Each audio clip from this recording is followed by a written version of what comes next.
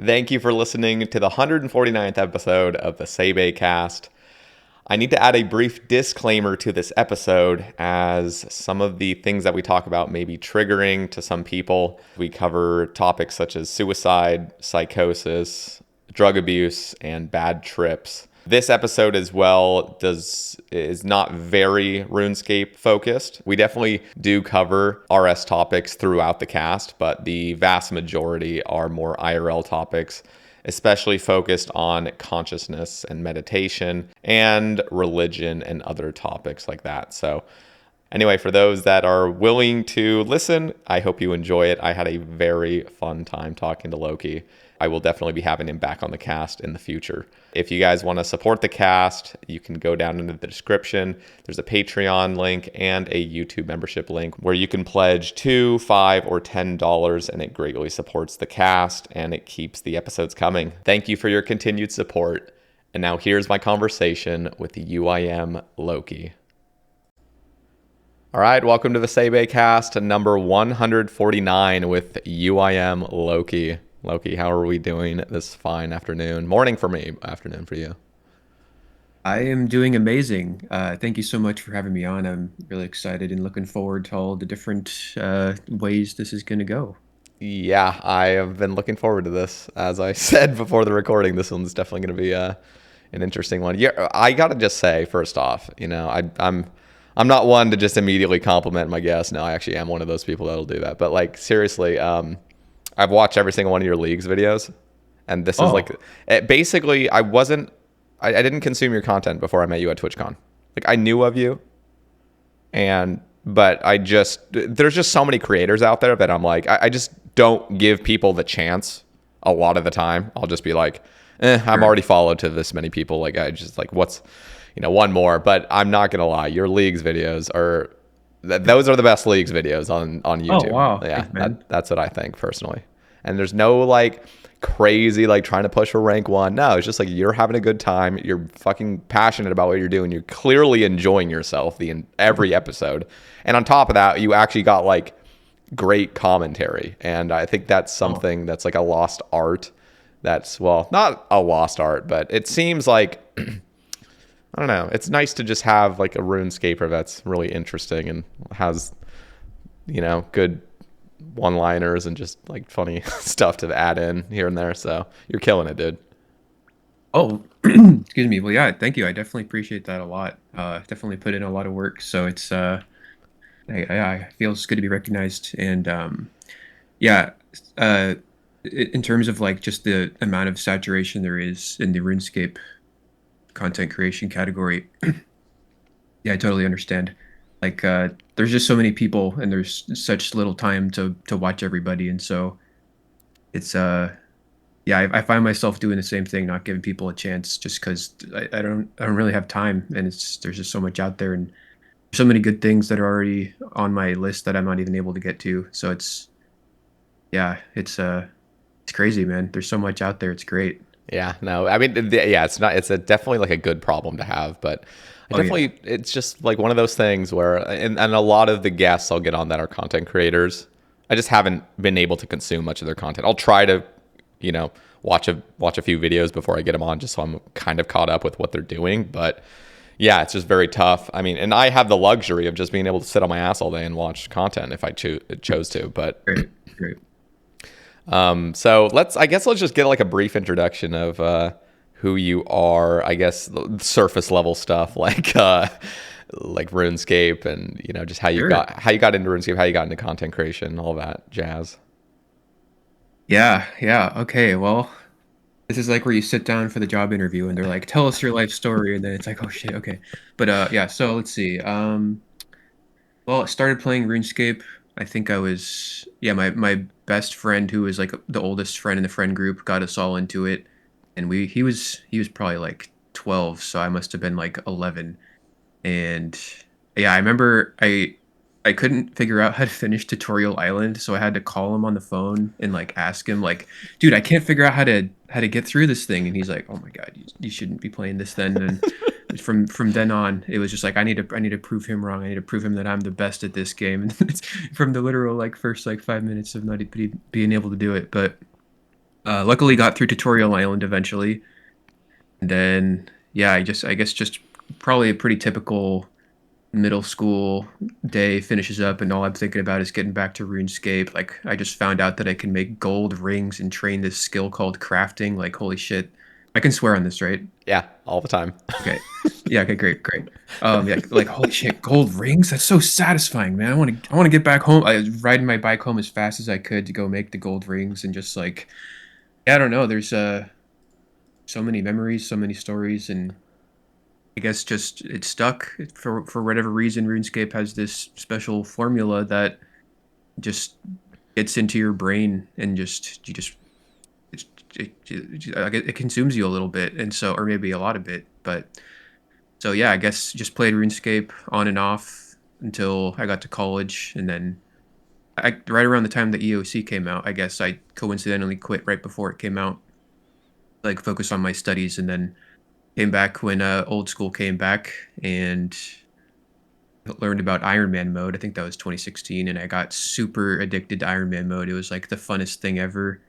Um, I ended up maxing an Ironman, and then I guess yeah, I maxed the Ultimate Ironman after that. Ultimate Ironman was just like once I maxed the Ironman, it kind of felt like it was a normal game mode. It didn't really kind of felt like a main account, and so I was like, I kind of want to increase the challenge. So ultimately, the Ultimate Ironman started, inspired by Autumnology's F2P UAM. I was in F2P UAM for the first like probably year or something, just like having an absolute blast. Like I remember like mining an inventory of silver ore in the crafting guild, like walking to the Falador furnace and then smelting them into tiaras and then dropping them and going back and just spending like half the day doing that. And this is in like 20, I don't know, like 2020 have you, so it's not even like that long ago, even though it seems like that's what you'd be doing in like 2006 or whatever.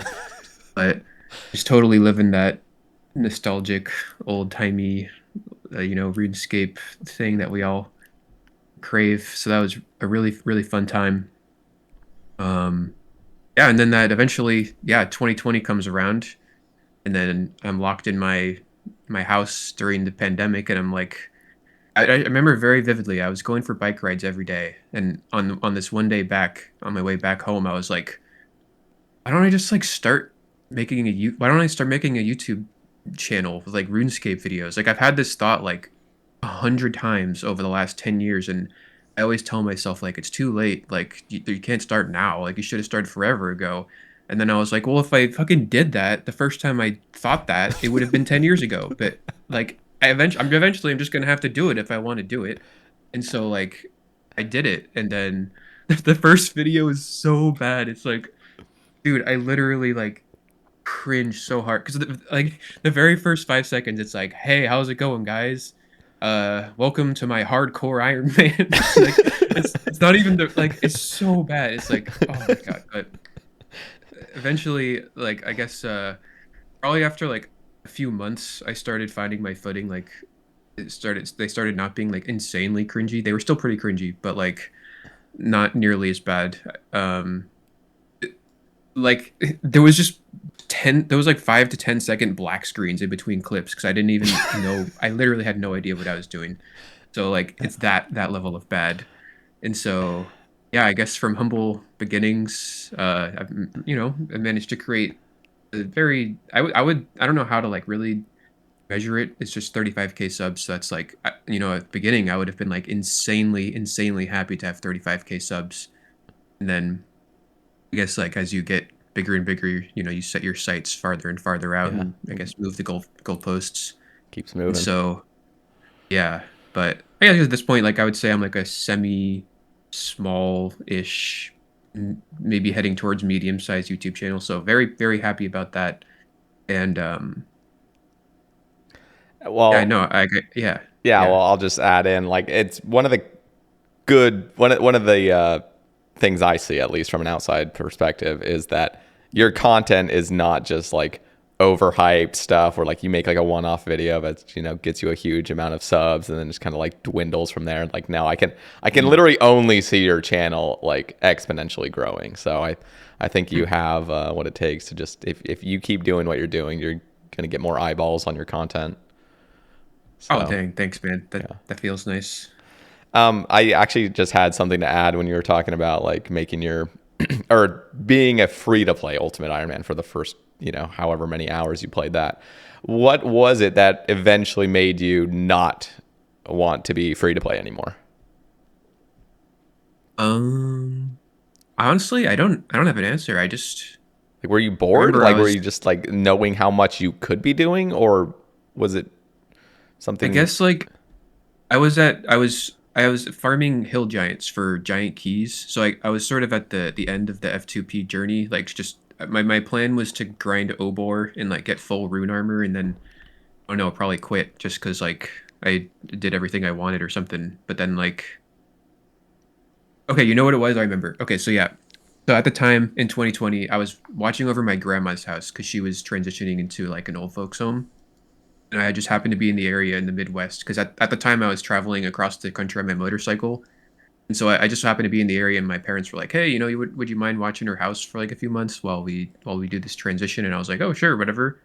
Like I'm currently like sleeping uh in like open fields and like out on trails and stuff and like so a house sounds kind of nice and she has a nice house too so that was good and so um at the time man like she has this she really loves books so she has this like library in her basement essentially and I wasn't playing RuneScape at the time. I was probably taking the longest break I've ever taken, which was like maybe 2 years or something.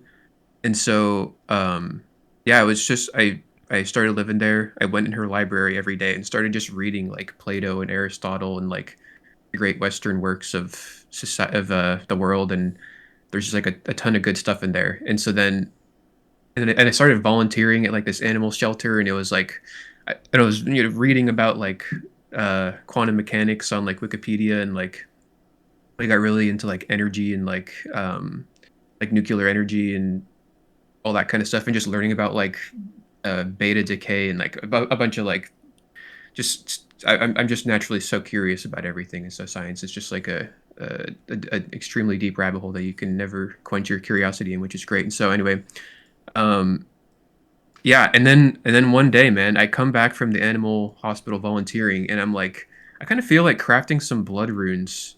So like I open up my maxed Iron Man and I'm just like, yeah, I'll just do this for like I don't know, I'll just do this for like 20 minutes while I'm like reading about nuclear energy or something. And then that's how it goes. That's how it happens, man.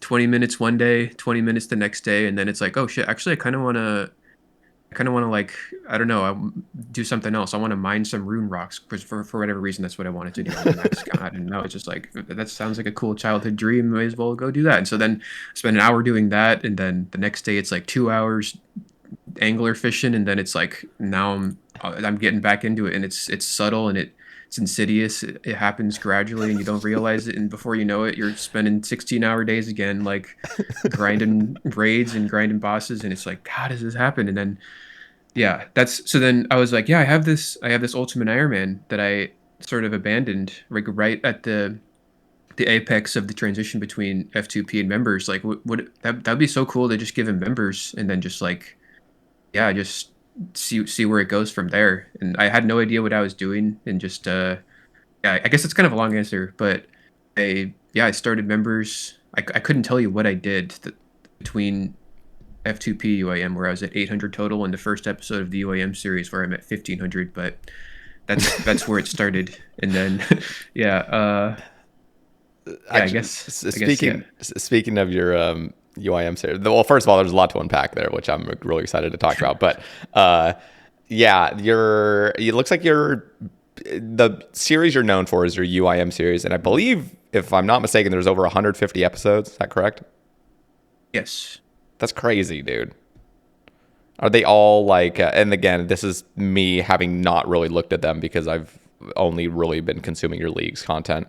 But now I'm actually like very curious. That might be a series I want to binge at this point. Plus, the UIM in general is still so foreign to me. Like I've seen enough to kind of get the gist of what people do, but not really. And I feel like the metas are extremely tedious. But it would be cool to learn because I think just in my quote unquote career of RuneScape, it's good to know a little bit more about what I'm talking about, especially as like a rambler type content creator. I need to kind of understand things. So who knows? Maybe I'll just like go in and binge your series. But that's really impressive. 150 episodes. Damn. It's a lot, man. Like people will sometimes tell me, like, dude, I just watched your whole series for the second or third time, and I'm like, what are you doing, dude? Like, I don't see how people like I could never.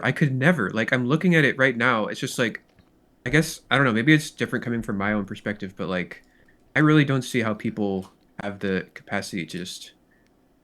Because honestly, dude, like, I don't know what I'm doing a lot of the time. Like, for in terms of UIM, like, there's a lot of other UIMs out there who are like really thorough in covering like just just tracking all of their like metrics in terms of like how they're progressing through the game, and it's I find it really interesting. Like Wild Mudkip is someone who inspired me very early on to like I sort of adopted his style of videos. He just got a great UAM who I don't know how many episodes he has. He probably has over 200, honestly.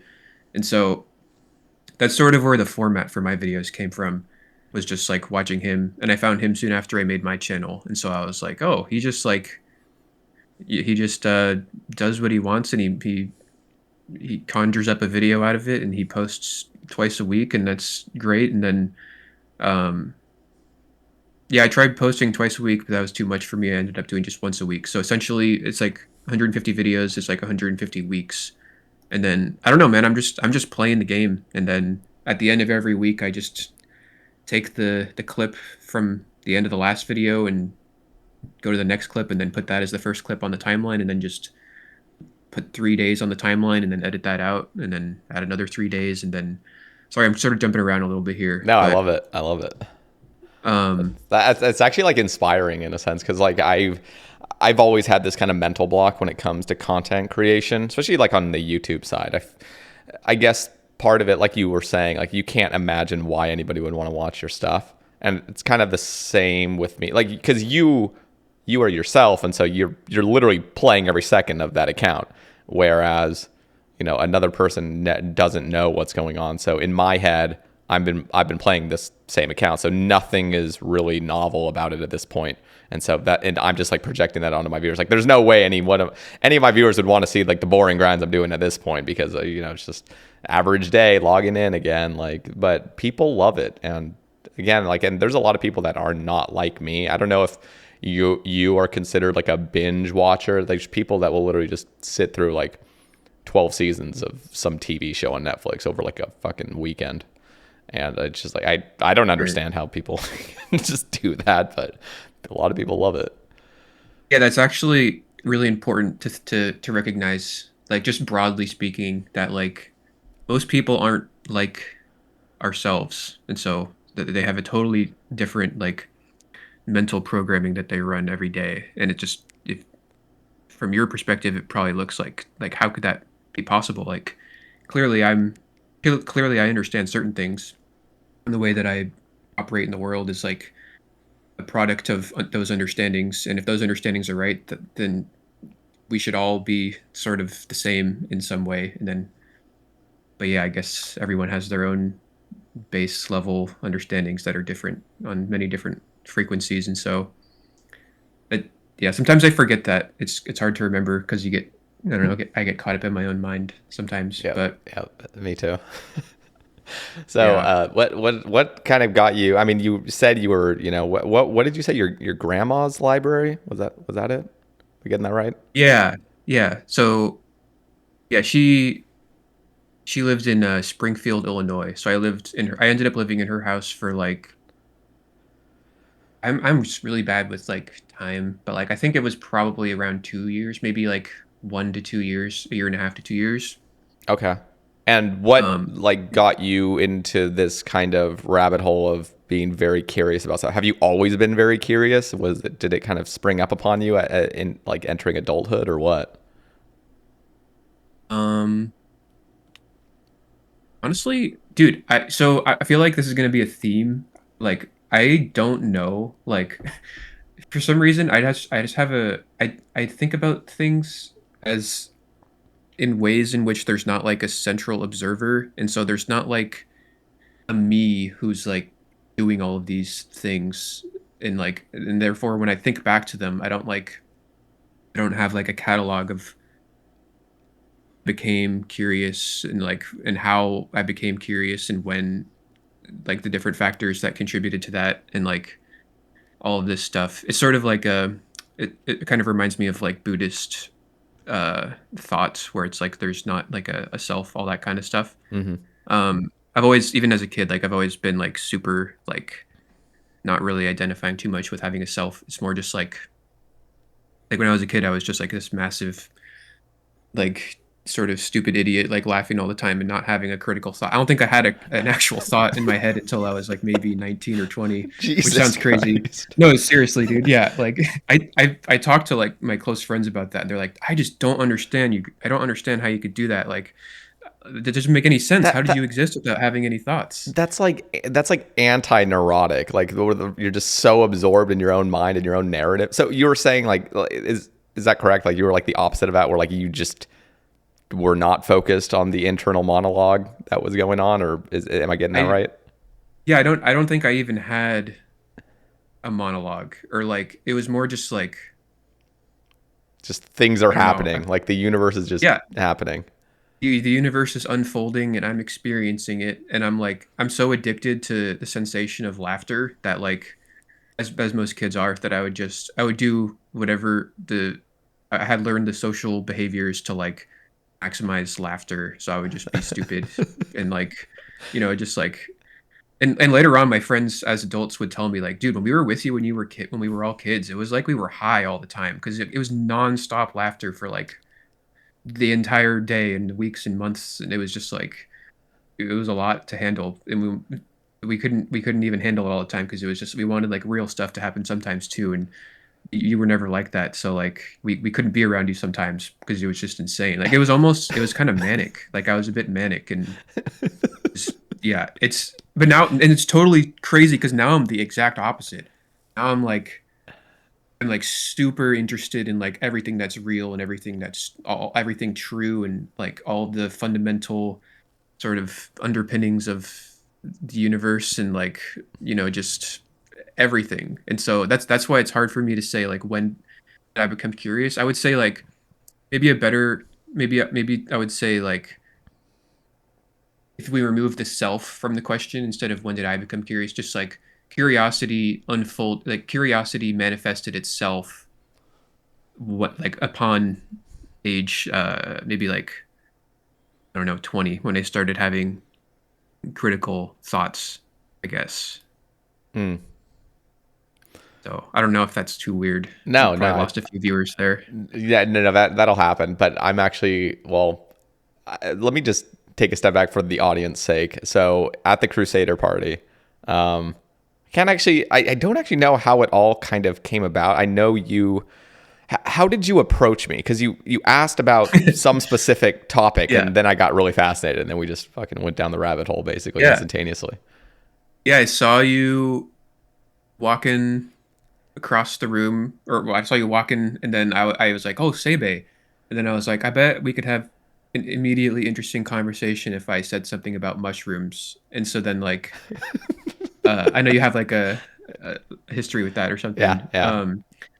But so like I was like, hey, Sae Bae, like I was kind of drunk actually, so I don't remember exactly what I said, but I was like, yeah, so what are your thoughts on mushrooms, or something like Yeah, and that? then I just Just like, instantly just ignored everybody else in the party. I was like, all right, we're going down this because I was a little yeah, drunk yeah, too. right, Um, right. I figured it'd be a fun way to start the conversation. Now that I always appreciate that. It's something I'm trying to work on as well. Like just brief little side tangent is being interesting. It's just so you're so much more fun to be around if you're interesting, and you'll just kind of not like small talk is necessarily a bad thing, but just you get it so often that somebody that just instantly prods you and just like, hey, what about this? And you're like, oh shit, like I actually want to talk about this. It's always nice. So that was pleasant. Yeah, that I so we talked for what I mean. Obviously, time was a little bit distorted during that party, but I'm imagining at least an hour we were just sat in that corner. Yeah, it must have been. Yeah, Yeah, that was great. and we realized that we do have a lot of common interests and a lot of common content as well that we consumed or like have consumed, do currently Yeah. consume. And It's really easy to, yeah, yeah, sorry. no, you go It's for it. really easy to just, I can rattle off like 3 to 4 sort of like public intellectual people, like, and if the other person has heard of those, I immediately know that we're gonna have a lot of material we can talk about. And I think for us it was Eric Weinstein and Terrence McKenna and Alan Watts. Those were like a I, th- couple of the I think it was Sam Harris as guys. well. Include him Oh in there. yeah, Sam Harris, yeah. Yeah, no. As soon as I heard those, I'm like, okay, yeah, I've consumed so much of that Yeah. content. So Yeah. yeah, that I was instantly like, okay, this is because I don't get that often, and Right. obviously okay, there's just like so many like branches I'm seeing right now of like where to take this conversation because Yeah. I'm just excited. But well, one of the things I want to kind of touch on, and there's actually even like a topic in the Twitter thread kind of touching on this, and this is gonna like kind of touch on some of the things you've already stated, like it kind of not having that illusion of self like impressed upon yourself. And like I know that's kind of like paradoxical in a sense, but I feel like me growing up and you know I shared at least at that party part of my experience, you know, growing up in what I consider to be a cult. And Right. you know so you are given an identity at birth basically, and it's not your true identity. It's an identity that's kind of given to you by some authorities. And you know then you kind of navigate your world in this new distorted reality where you know you are a certain person. There is no questioning that. You know, this is your purpose, this is how you go through life, this is what you need to do, and then you'll die and you'll get, you know, whatever you earned.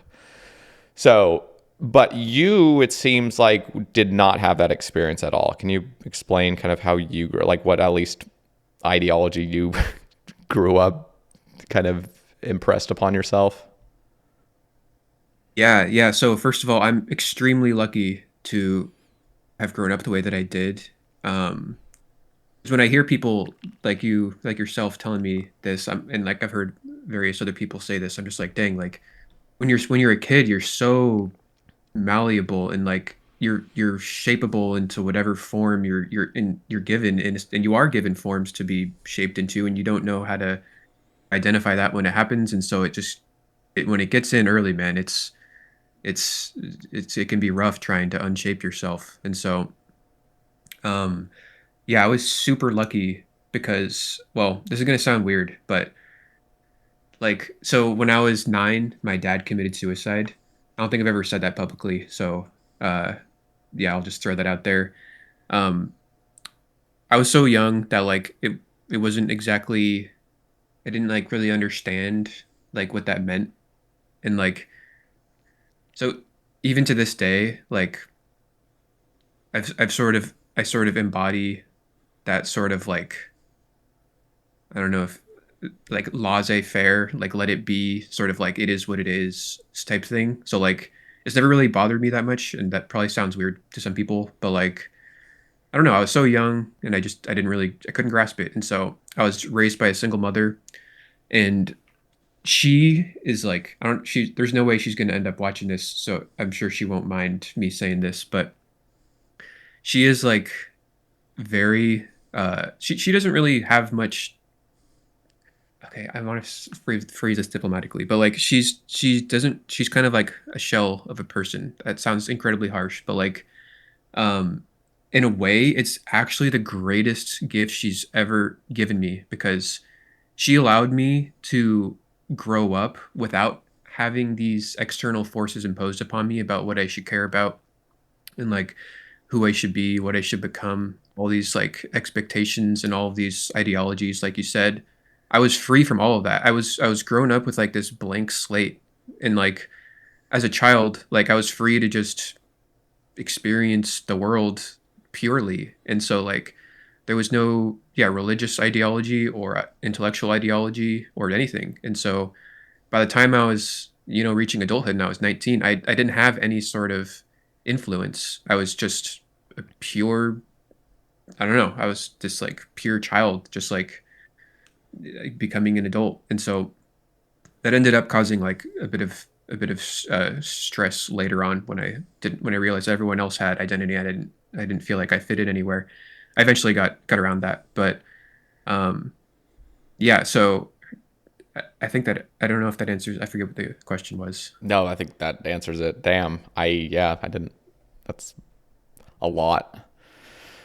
So yeah. So was I'm just curious that you don't need if it's too much to talk about. I mean, I know it's your mom, but like the shell of a person, like did she have a rough time with your father passing? Like was that like did that kind of make her into that, like kind of push her into that shell, or was she already kind of, I don't know, like That's a a good question. Yeah, I see what you're getting at. And honestly, like my relationship with my mom, like she's just sort of incapable of like maintaining a deep connection with anybody. So like it's hard to hmm, even ask her about that. So I don't think it would really get anywhere. I've tried like periodically, like just to I'll dip my toe back in the water just to try and learn about that kind of stuff. But and we probably we go out to dinner like maybe once a month or something now. So it's like I see every now and then, but it's pretty superficial. But yes, yeah, I don't know. I don't know if that's what made her into that, or if she was always like that. Or I so just know that she's like a sort of generically attractive, white woman in America, and so she had a pretty easy life in terms of like just not easy in all senses of the word, but just like in terms of like being able to get things easily and not have to do much and all that kind of stuff. interesting. Like I said, I'm an open book, so Yeah, no, this yeah. yeah, no, I'm, sheesh, that is crazy because I personally have not experienced a close enough loss in my life, even as I'm approaching 30 at this point, and I still to this day have not had a very close death, like one of my best friends or a sibling or a immediate parent or anything like that. I've had grandparents die, but I never was around my grandparents that much, and I've had friends in high school that have passed or committed suicide, and it's just like we weren't close enough for that to have left like a lasting impact. So and again, like Mhm. you were a child at the time, so that I also wonder because okay, so my younger or sorry, my older brother, he when he was in second grade, there was a girl in his class that he was really close to, and she died of cancer in second grade. Wow. And I think, this is just based off of what I've talked about with my parents, but they said that he immediately had this like change in personality. Like as soon as she passed, and he was asking questions about like, where is she? Like, what happens now? And Mhm. that immediately like, and again, this is all just my, there's no evidence on this whatsoever, but what I believe happened because my brother is very like closed off. He's like a master at pushing responsibilities and obligations to the back of his mind. He doesn't need to worry about it. He can just, I mean, and not to get like super detailed into my brother's life, but I've said this publicly. Like he gained like a lot of weight after. Well, he also served a Mormon mission like myself, and after his mission, he went to college and he just put on a massive amount of weight. And he never even realized he did that because he just Mhm. pushed it into the back of his mind. And I who knows, it could have been something prior. I don't know, but I am a strong like now I understand what childhood trauma can do to a person if it's like unaddressed. And I feel like for Mhm. him, at least, maybe that event in second grade caused him to be able to like his mind basically was manipulated and just like, okay, we're going to push all the sadness, all the stuff that we don't want to think about just to the back of the mind and not think about it. So I wonder, about your own experience. Do you think you have like lasting trauma from your dad passing, or was it just not that big of a moment? Yeah, so um I'm open to it. I don't know. I mean, people tell me that I do, like they insist that I must. And then I told them like, I don't know, I feel fine. Like, but at the same time, I'm like, well, maybe there's something to this that's just so far repressed that I can't see it or access it in any way, at least currently. And so, um, Okay, so yeah, you Lucky just that I don't have to deal with any of that. But yeah, I mean, at the same time, part of me thinks that maybe it's down there somewhere. yeah, that's the fascinating thing about the like unconscious brain. Just you don't you don't know what's floating down there until you do a Right. deep mushroom trip, and then it all comes to the Yeah. surface. Right. Yeah, and I've done stuff like that, and I've never nothing has ever come to the surface. Well, not on in terms of like my childhood quote unquote traumas. So Have you ever yeah, had a bad trip? I don't I can't fully recall what your experiences have been with psychedelics or any sort of mind altering substance. Have you ever had I something like have traumatic? I have had a bad trip, which actually ended up turning into the best trip I've ever had, just because of that. Like, I don't know. It was a transition from overcoming that became the best trip. But um, yeah, I don't know if do you want to get into that? Yeah, I do because I'll share my experience as well. Because and again, this is like you said, like there's the trip and then there's the aftermath of how it you feel like there was a reason why you had that and the blessings that have come from it. So yeah, I want to hear yours. Okay, yeah. Well, so mine is like there's some roots that I need to show off first, I guess.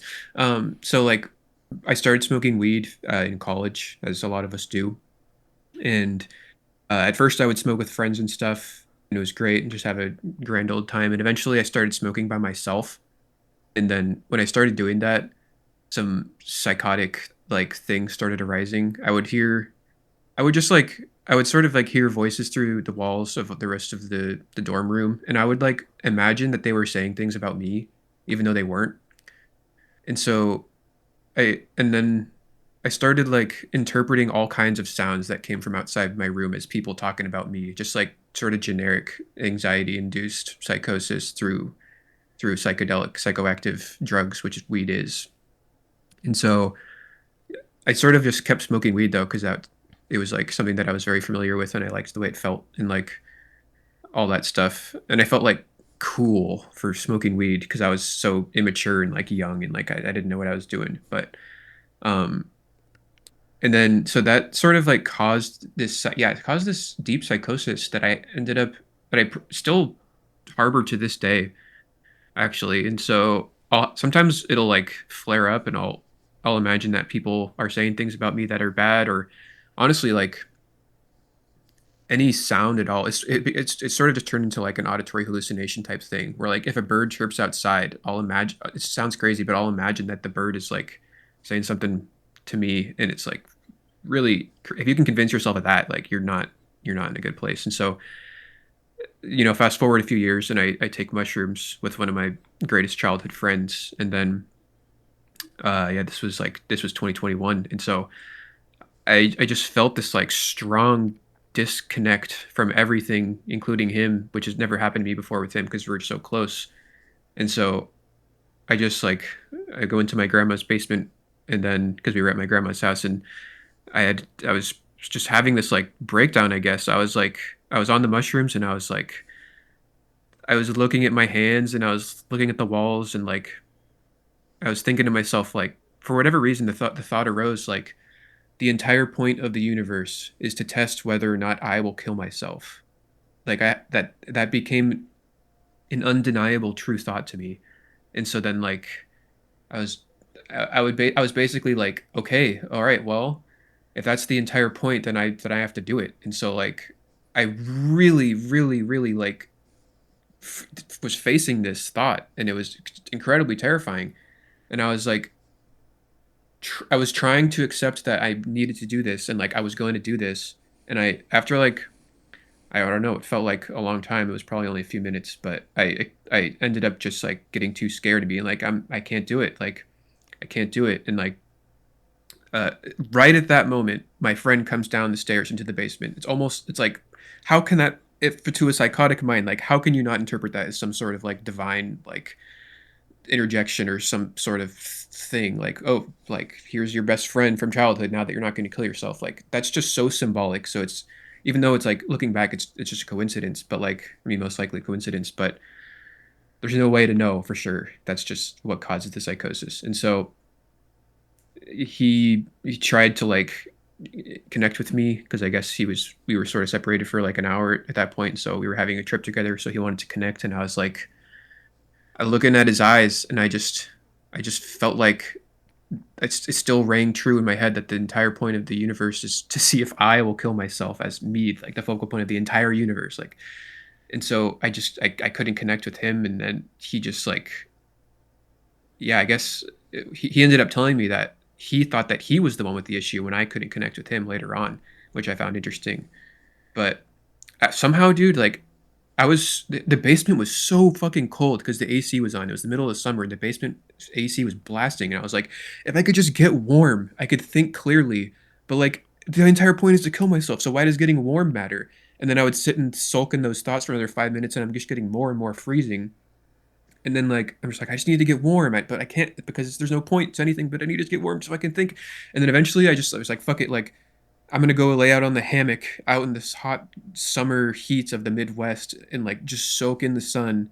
And dude, it was transformative. I went out there, I opened the back door, I laid in the sun, in the heat, in the humid. It just totally enveloped my whole being, and I felt like elevated out of my skin. And like I don't know how this happened because I was in such a horrible place like a few seconds ago, and then it just I felt so amazing. And so then I immediately went upstairs and went to my friend, and I was like just immediately started trying to connect with him, and I was so much more open. And like probably like maybe what started happening was the mushrooms maybe started wearing off slightly or something. But actually maybe that's not true. But anyway, so yeah, so I connected with him finally, and then like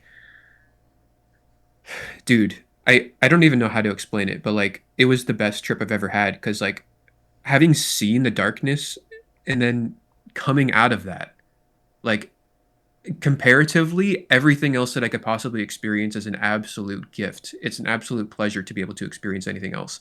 And so like I was just so happy to be alive and like that I didn't have to kill myself and like all that stuff. And so like yeah, that made the best possible experience. And then there's one more thing I'll say on it, which is just like I somehow like managed to like flip that suicidal thing back onto the universe itself. Like, and I haven't actually quite come to terms with what that even means, but like everything that I would say and do for the rest of that day would be like somehow in polar opposite to that thought. And I'm not going to do it justice trying to explain it, but Yeah, it's um, in your mind. yeah, I totally can feel it, but yeah, I can't articulate it. That is so fascinating. Like that whole story is just, first of all, it's so fucking relatable to what I've experienced. And because I started off with weed, that was, and I didn't even smoke weed until I was 25. I'd never really drinking much. I had a few drinks, and but again, like that Mormon mindset is like you're just abstain from everything basically. Right. And yeah, so, and I think so. I remember having smoked weed, and I got pretty chronic with it for about a year, where I was just doing it alone and mostly at nights. And I do remember kind of some distinct moments where you could kind of feel the psychosis kind of bleeding in. And I never had auditory hallucinations or anything, but I would start feeling like, because I would even like, take a rip from my pen and then go for like a walk, like a long walk. And I would start feeling like people are out to get me. I would just like Yeah. walk by somebody. I'm like, I feel like there is a small chance that this guy just attacks me randomly, just like whatever crazy thing I could possibly think, that would just be on the forefront of my mind, about any Right. person. And then I started getting the anxiety from it. And then about like 9 months, and I'm definitely going to have a disclaimer at the beginning of this episode, by the way, just for those wanting to listen to this whole thing, Hmm. just because, might, for some people, this might be a little triggering, but Yeah. like, I think, well, first of all, just weed itself was very transformative for my mind. I could not believe how much your consciousness could change through a chemical, just Right. holy shit, I can like actually imagine things and be so creative in different ways. And I think one of the absolute one of the things, because I'm like entirely sober from at least any sort of like psychedelic and stuff, and I'm sober unless it's a social situation that I'll weigh the pros and cons of. But for the most part, I try to live that sober lifestyle because I just know how much better I feel, and I'll get into why that is. But like weed, listening to music on weed was the most transformative experience I could ever have. Like Oh, just, sure. I mean, I could lay in bed, take a hit, and listen to an entire album and just be like in tears, basically, with just how beautiful it was. I could just, you hear every single note that you never heard before. And I'm one of those musically inclined people that already listens to like the tracks that most, like, the part of the track that most people would just kind of ignore in a sense. And I was hearing sounds that I had never heard before in like sober reality. So it was just like, wow. And then I got really fascinated in, just these kinds of compounds that can change your mind. And, I even had so this is, probably 6 months into chronically smoking weed, where I wasn't really getting much anxiety. I just, here and there. But I remember thinking, I was like, man, everyone's lied to me my whole life. Like, drugs are awesome. Like drugs are like the best thing ever. Like, this is fucking awesome. It's just, I feel love, I feel peace, I feel amazing emotions. I want to cry. And, I'd randomly have moments as well where I have this really deep connection with my family just in my mind, I just want to call them. I just want to tell them how much I love them. And like, I would never have had that just being completely sober. Just what are you doing? Telling your family you love them? Like, that's weird. But so I started getting really fascinated and kind of going down this rabbit hole of like looking at, LSD and mushrooms and all these other things, because I was just so fascinated. I was like, what's DMT? And of course, a lot of people will listen to like Joe Rogan here and there. And I remember listening to some episodes with him, having, what's Terrence McKenna's brother's name? Dennis McKenna. Dennis. Yeah, Dennis. I would listen to his, listen to Paul Stamets and just other people that were, just kind of in that realm. And it was just fascinating, especially Paul Stamets' story. Cause, I feel like if you have a stutter or a slight, vocal stutter where you just can't get words out, you can, if you have it bad enough, or you have it, if you're aware of it enough, you can almost tell if other people have it. So I grew up with a stutter, and I still have it to this day, but I've been able to manage it for the most part. Like there will literally be some words I will not be able to get out, but my mind has adapted to that. And so if I'm doing a Sae Bae cast or doing any other sort of ramble, I will navigate that dialogue that's like about to approach my lips and just move to like a different branch, basically, so I don't have to say that word. And because in my head I can almost anticipate the pause. Just I'm not going to be able to get this word out, so let's just move along. Which, is, I hate it, but I've learned to just live with it, because it leads to me not being as like fluent with my speech, just being able to really articulate myself, because I actually have this just automated response now. If I'm about to stutter, I will move I'll just kind of mix my words into another thing, and I can't ever fully articulate how I feel. And that's kind of been a curse in a sense. But Paul Stamets had a really similar story where he had a really bad stutter, and he did like some just stupid high mushroom trip, and he climbed up a tree with a storm happening. Yeah, you heard this. Yeah. And he just said he doesn't want to stutter anymore, and he just proclaimed it basically in his mind while he was just tripping on like 25 grams of mushrooms, and immediately came down. And just, he still has the lingering effects of that stutter, but it just absolutely transformed the way he could speak afterward, because he just, something in his mind switched and he didn't have that stutter anymore. So just hearing things like that, like hearing things like miraculous stories and stuff, was like, wow, I'm really fascinated now, especially because, hearing somebody else that struggles with something you did, like a stutter, is, you just have a lot of empathy for them, because a lot of people don't know how that would feel. And a lot of people have their own weaknesses that, you know, as soon as you connect with somebody that has a similar weakness, you just instantly can just empathize with them. Mm-hmm.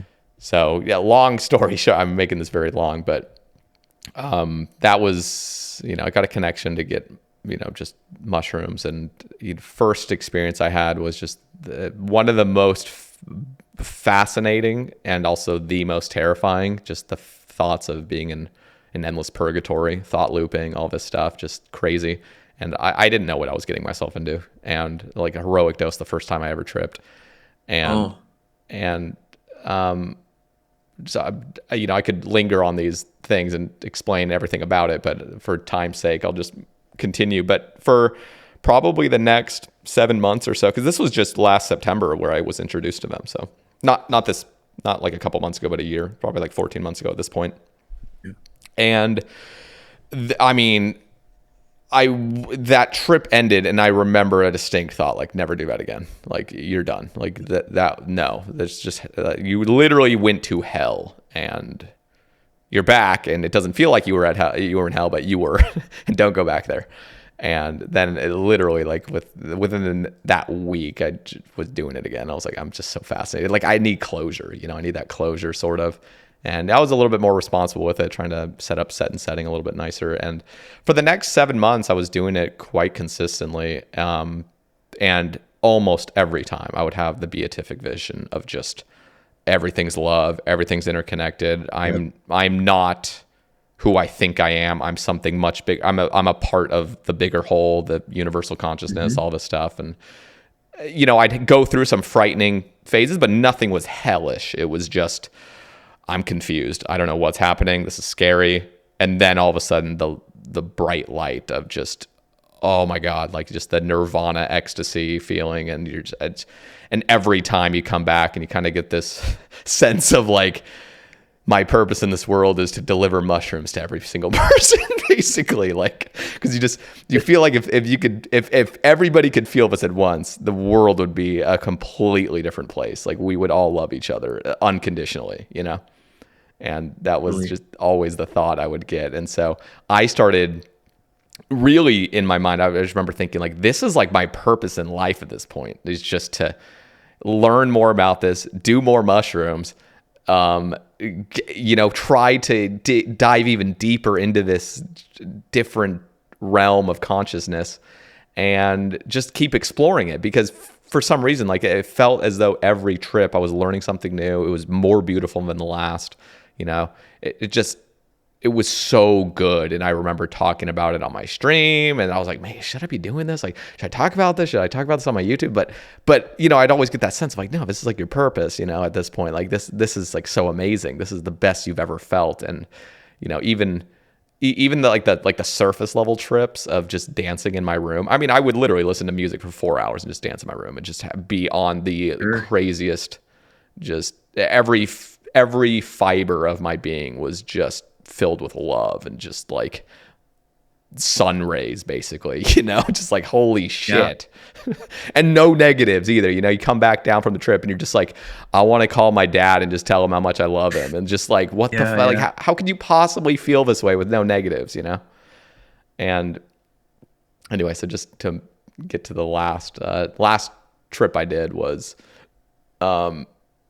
the most terrifying. And it was very similar to what you were feeling, of this kind of calling to basically kill yourself, you know, this like, I don't think it was quite to the extent of like everything's focused on this one moment for me to like end my life. But I remember the feeling of pure hell. I mean, just, and again, because of my religious upbringing, a lot of that like deep unconscious just identity that I kind of grew up with was just flooding into my brain during this trip, this deep trip. And like, I think as well, part of it was the mixture of THC with the mushroom trip, because I was already getting hella anxiety by this point with weed, and I continued to do it. And mixing the two just led to like, I mean, I remember this like really distinct thought that like, that Mormonism, you know, the cold religion that I grew up with was the correct religion. And I decided to, follow the wrong path. And now I'm going to burn in hell for eternity. And it was so real. It was like more real than real. It was just like, okay, like, and I had this thought like, God could end your life whenever he wanted. And he's now choosing to, end your life. Like you had your chance, like you decided to squander it, just going down your own path, and you were wrong. So it's just this really, really dark, very, very terrifying trip. And the only thing I could even possibly imagine getting relief from this just pit was just to kill myself, just like, I need to end this. This is absolutely unbearable, And luckily, you kind of, didn't have the courage to do it. It didn't really ever, I was lying in my bed this whole time. I just was just gripping onto my blankets, sweating profusely and just terrified. And, and then, I'm kind of, this was actually technically the trip before the very last, because the very last one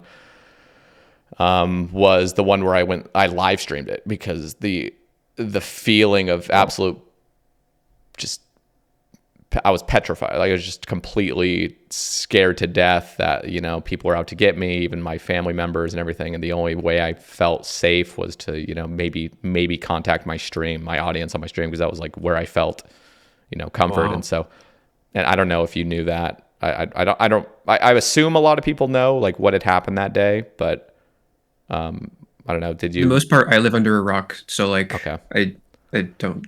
Yeah. Yeah. So and again, this is during a trip, and like I left my apartment. I was literally I was like fearful of my life. I thought somebody was gonna go kill me, like basically, if I stayed in my apartment. So I left, and luckily I remained safe, and nobody was affected in any way. I was just, but I went to a nearby bowling alley just on foot and just sat in there, live streamed myself, and I just rambling on about just crazy stuff, and live streamed it for at least a couple hours. And then as soon as that, like the mushrooms are coming down and you're starting to realize that what huge mistake you've made.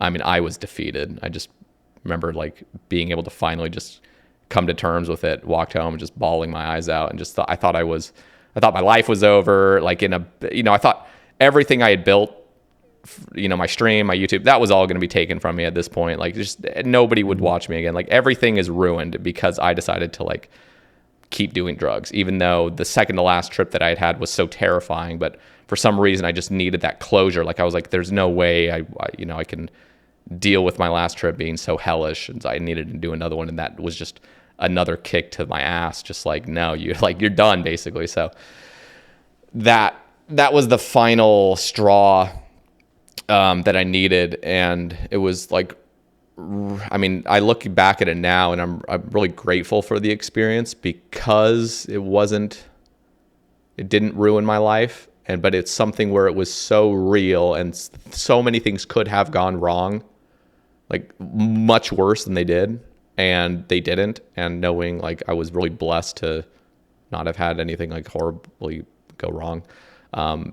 So just the final bit I'll say on that was, after that, the couple times I attempted to smoke weed, because I thought, oh, okay, well, I can't do mushrooms and I can't do anything like hard, like hallucinogen anymore, psychedelic.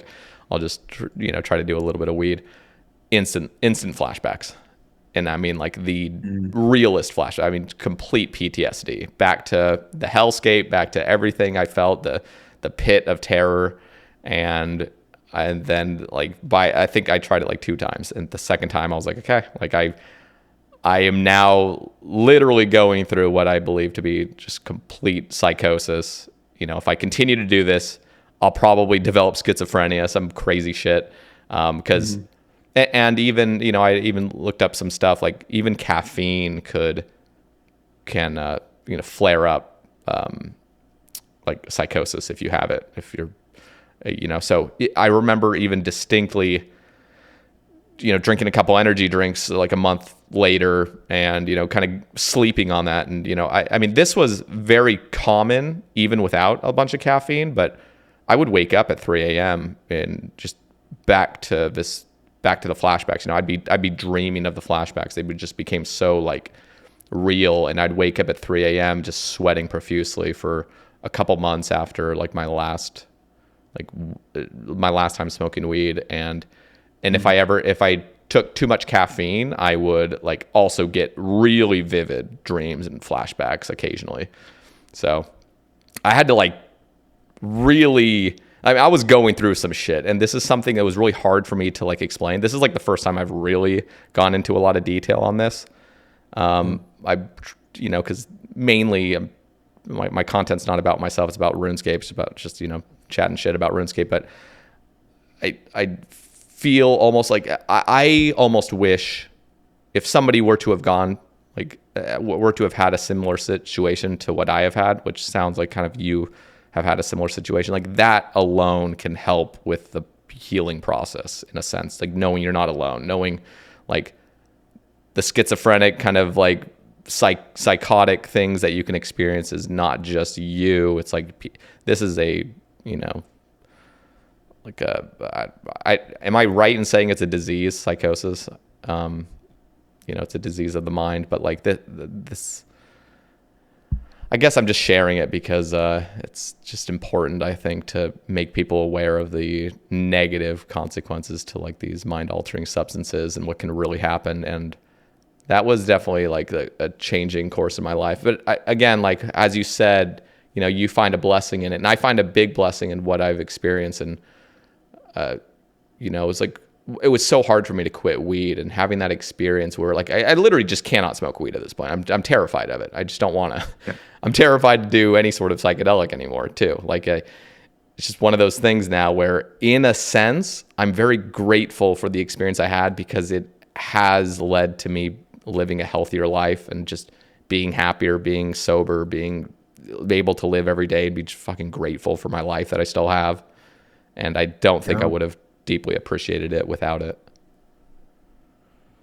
Totally. Yeah. I mean, there's this tendency for us to reject the bad things and only accept the good things. But a lot of times it's the bad things that you experience that contextualize the good things. And when you come back from those bad things, you're just like, it sets like a lower like base reality for how things could be. And then it's just, I don't know if that's quite what you're getting at, but yeah, I totally respect the power of having bad experiences and shaping your life in a generally positive way. Yeah, you know, I listen to a lot of Sam Harris. I've been like I've also just been really fascinated in just the topic of religion in general. I think that was just because of my upbringing. I'm just fascinated with, you know, kind of these irrational beliefs that so much of us like cling on to. And one of the things he says is like, yeah, because he's also, you know, he's done psychedelics and he's very practiced in meditation and stuff, and just being able to take in very mundane reality and understand the absolute beauty and like Mhm. miracle of this exists. I mean, I'm just staring at my monitor right now, these pixels on a screen, and if you really if you just sit down and really meditate on it, like this is beautiful. Like anything could become the most beautiful thing you've ever seen. And so I don't know, it's just a mundane, sober life, and being able to live my life in peace is like the biggest blessing I could possibly imagine compared to what I have experienced, you know? So, Yeah, it's funny because like Sam Harris is totally right. Like, and especially in the context of like just especially America and like the West, where it's like high octane, high stimulation, like bouncing from one thing to the next to the next, and it's like the next thing that's right over the horizon is going to be the best thing ever, and it's all about that anticipation and the dopamine and like just sort of like defecting from that whole belief system, that whole like worldview, and just yeah, exactly. It's the meditation. It's being content. It's being content and like being in the present moment and just experiencing experience. And that's all about what Sam Harris talks about in like Eastern philosophy, Eastern religion. It's all just yeah, being in the moment, and that is when you're truly in the moment.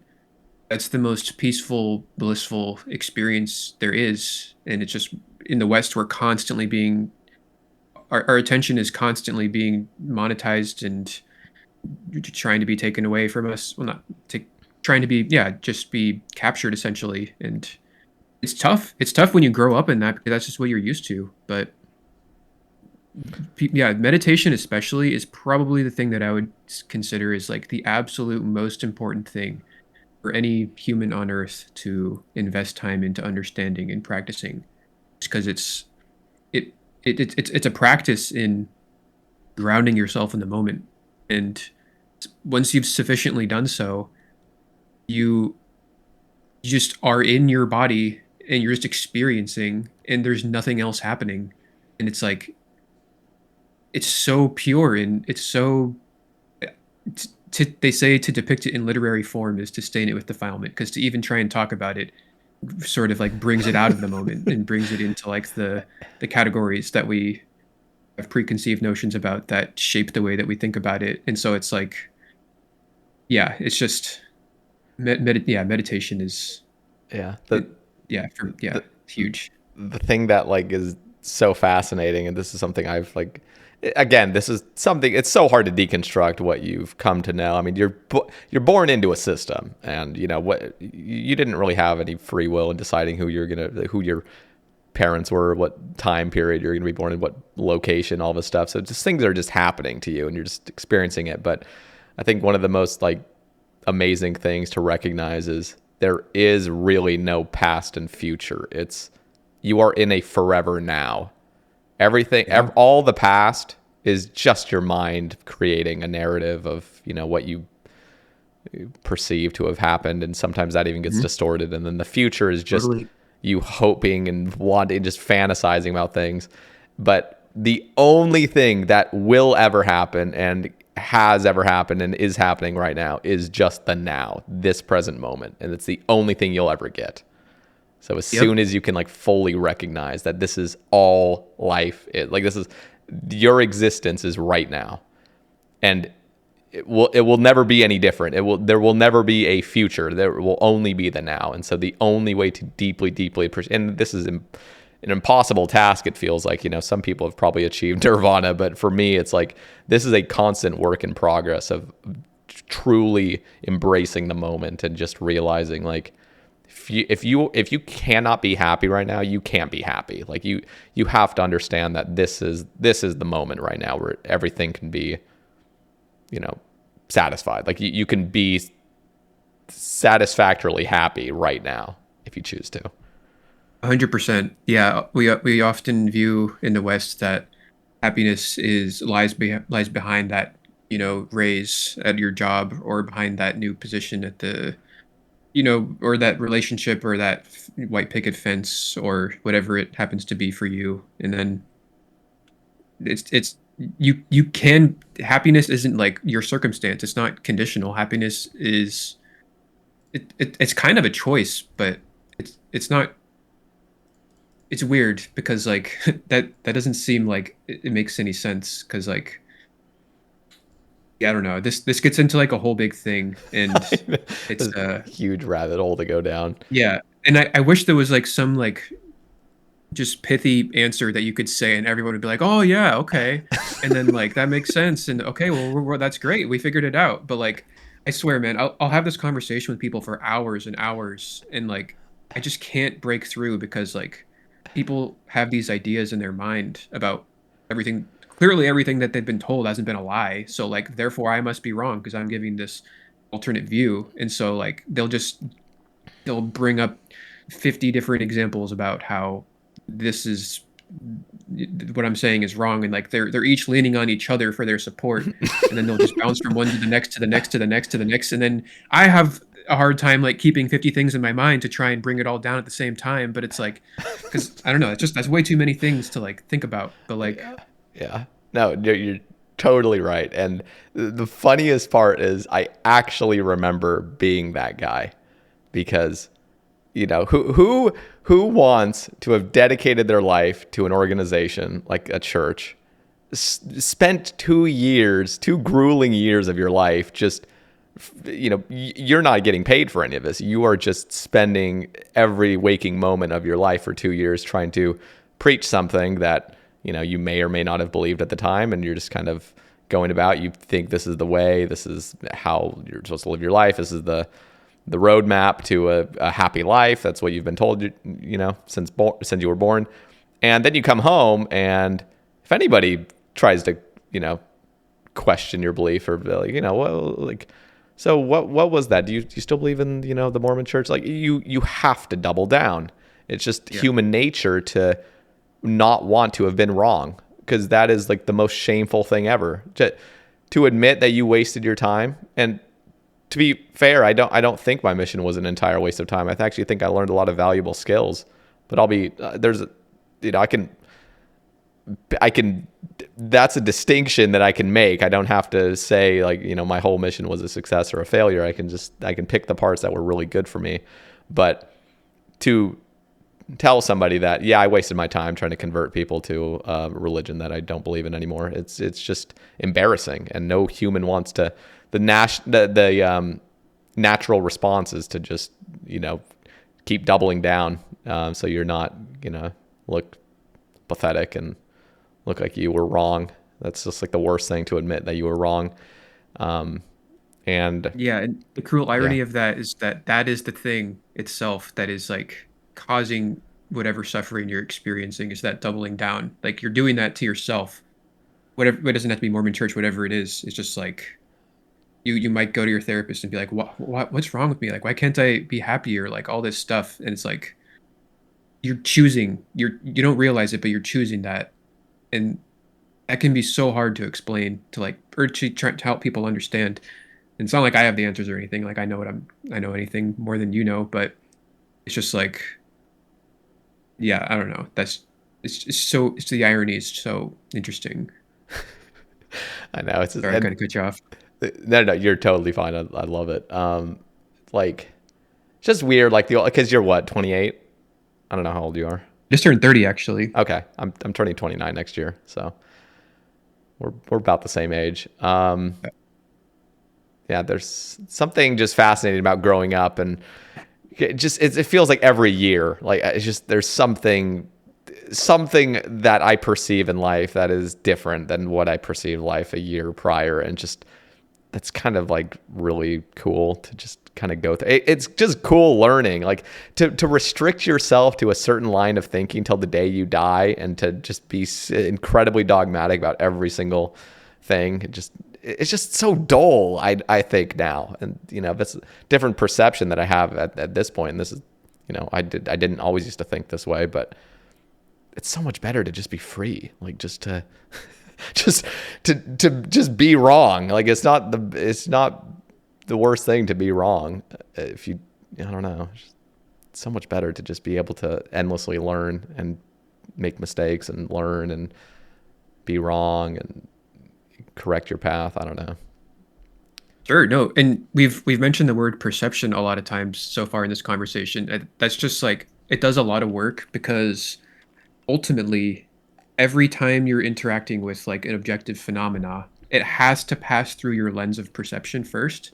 And so like really focusing on that perception and being mindful of the way you perceive things, trying to like maybe get rid of like some of the emotional and intellectual conditioning that you've attached to your perception, and like maybe like loyalty to like a certain belief system that forces your perception to like materialize in certain ways. That's like an incredibly valuable practice to like really hone in on.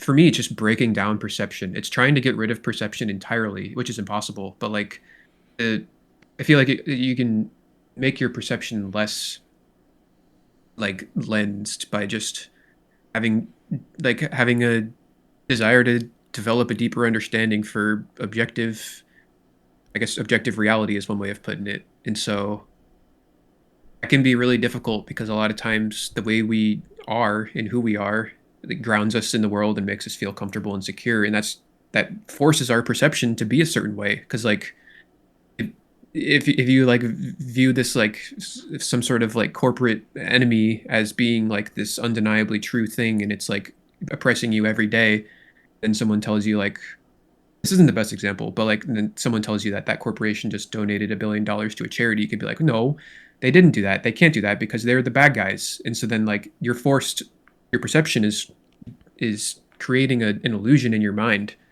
and then it's like you're causing yourself suffering trying to like parse apart these two like seemingly incongruent parts of reality that feed one another, and you're just left there trying to make an understanding of it where there's none to be had because your perception is flawed. And so it's just like, yeah, I really like to talk about perception and just like Yeah, I mean, whole that it affects everything.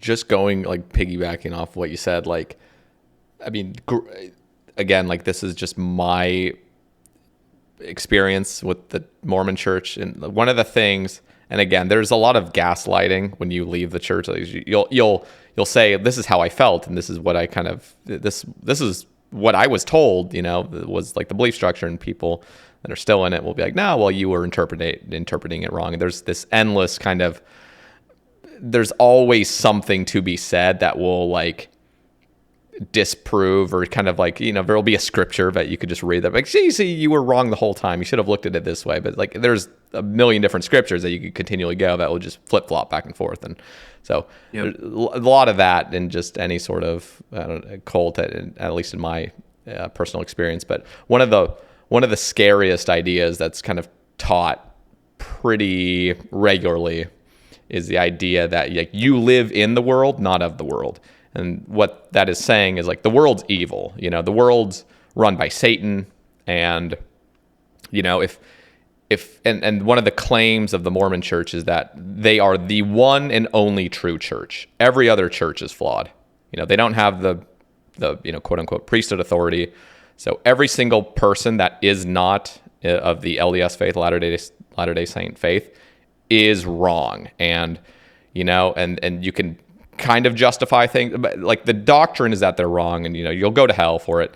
But because we live in modern day secular society, you kind of have these little like kind of like the cognitive dissonance. I was like, well, it's just God is all love, and everything will work out. But then you also have the fear mongering whenever you go to a service and they start talking about like, well, you have to do everything right or you'll burn in hell. So and you have to make these covenants as well. You have to like literally go through all of these actual physical rituals in order to secure, and nothing's ever secure.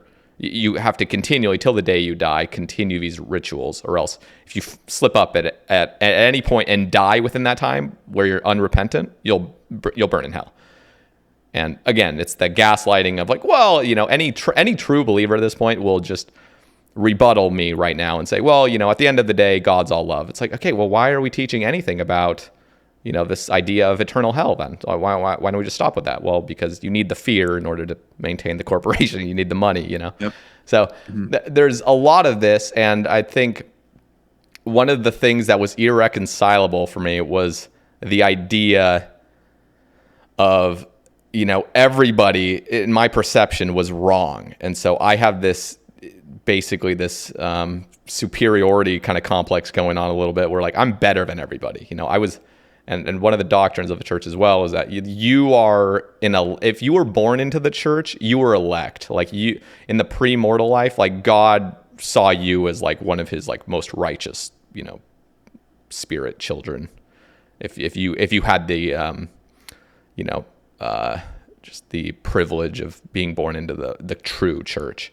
And so they tell you all this grandiose stuff, and then, everybody else is wrong. And so when you're deconstructing that, and a lot of people go through it, it's depressing. I mean, you've lost now your identity of basically being like this elect of God, which you have to fully deconstruct.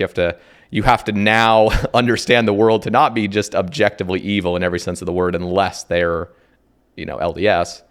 And I know that sounds very silly to a lot of people that are just very grounded in reality, but when you're not, it's the scariest thing to confront. And I think for a lot of it, it's been a process that's taken years for me to finally not be, it feels weird to say scared of like the world and scared of experience and scared of adventure, but that really is what I had internalized. And I'd done plenty of stuff with my life, even going on a mission, but there was that not being secure and thinking that everything's out to get you is just the worst way to live. It's just evil. It's just evil to have been taught that that's how you must live, is just to fear everything, basically, and to cling to the one thing that is true. They'll claim it's true till, the day you die. It's just dark now. And so this is something where, I'm talking about it on this podcast. There will be a disclaimer because I know a lot of people probably won't be interested in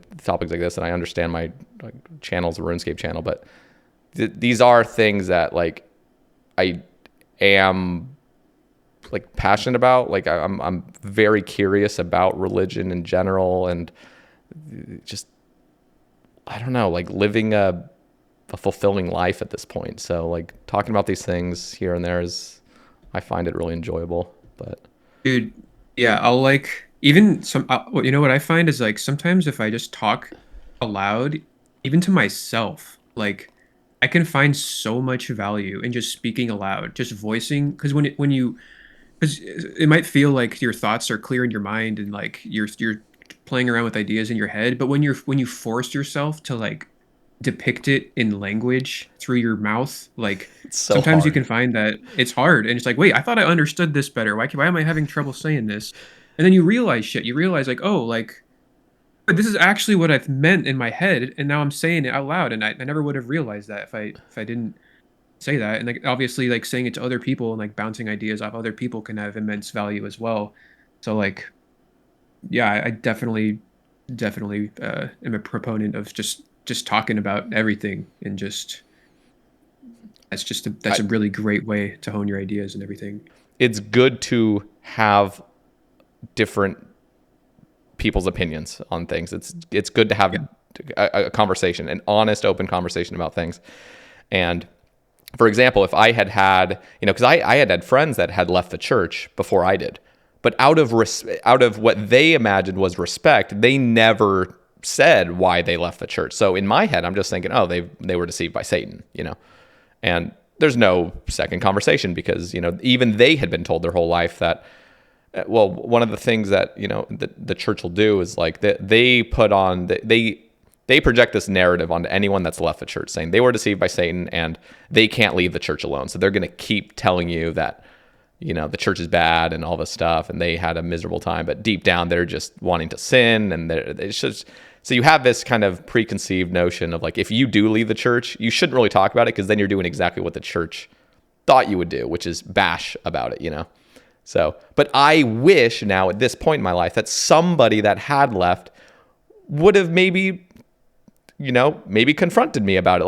Hey, what do you believe? Why do you believe this? And really tried to push me on certain things, because I actually feel like I would have been able to progress through my deconstruction in a lot healthier of a manner. Instead, I just went about it alone entirely. So my channel's RuneScape focused, which is why I don't bring up a lot of this stuff oftentimes. But at the same time, I'm not going to just silence myself just out of, quote unquote respect. It's I'm just trying to be honest. I'm trying to have an open conversation about ideas, and limiting that out of this fake respect is just odd, in my opinion. Yeah, I'll just say, if your belief system is robust and true enough, then you should be able to say anything about it, and it should be able to withstand critique. But these belief systems that are thousands of, I don't know how old Mormon is, but I feel like it's probably 1,000 or more years old. It's made in 1830 in New York. Oh shit. Okay, I'm way off. All right. Yeah, shows how much I know about religion. Okay, so a lot of these religious systems have stood the test of time because they employ certain policies that you have to abide by, and in doing so prevents you from getting out of it. And so they're sort I just had the thought to say that they're sort of devilish in that way, but that's probably not the best way to say that. But yeah. No, but you see, and again, I'm really rambling on about this at this point, so let me know if it's tiring you out. But I've read now several books, or at least listened to the audiobook versions of it, of people that have been in cults, and people, the mind control tactics that are used in certain, and these are not the mainstream religions. These are more I don't know if you ever heard of the Moonies. But I don't think so. that was another cult group. It's still around. I think it's called like the Unitarian Church or something like that. But their nickname was the Moonies back in like the 50s and 60s.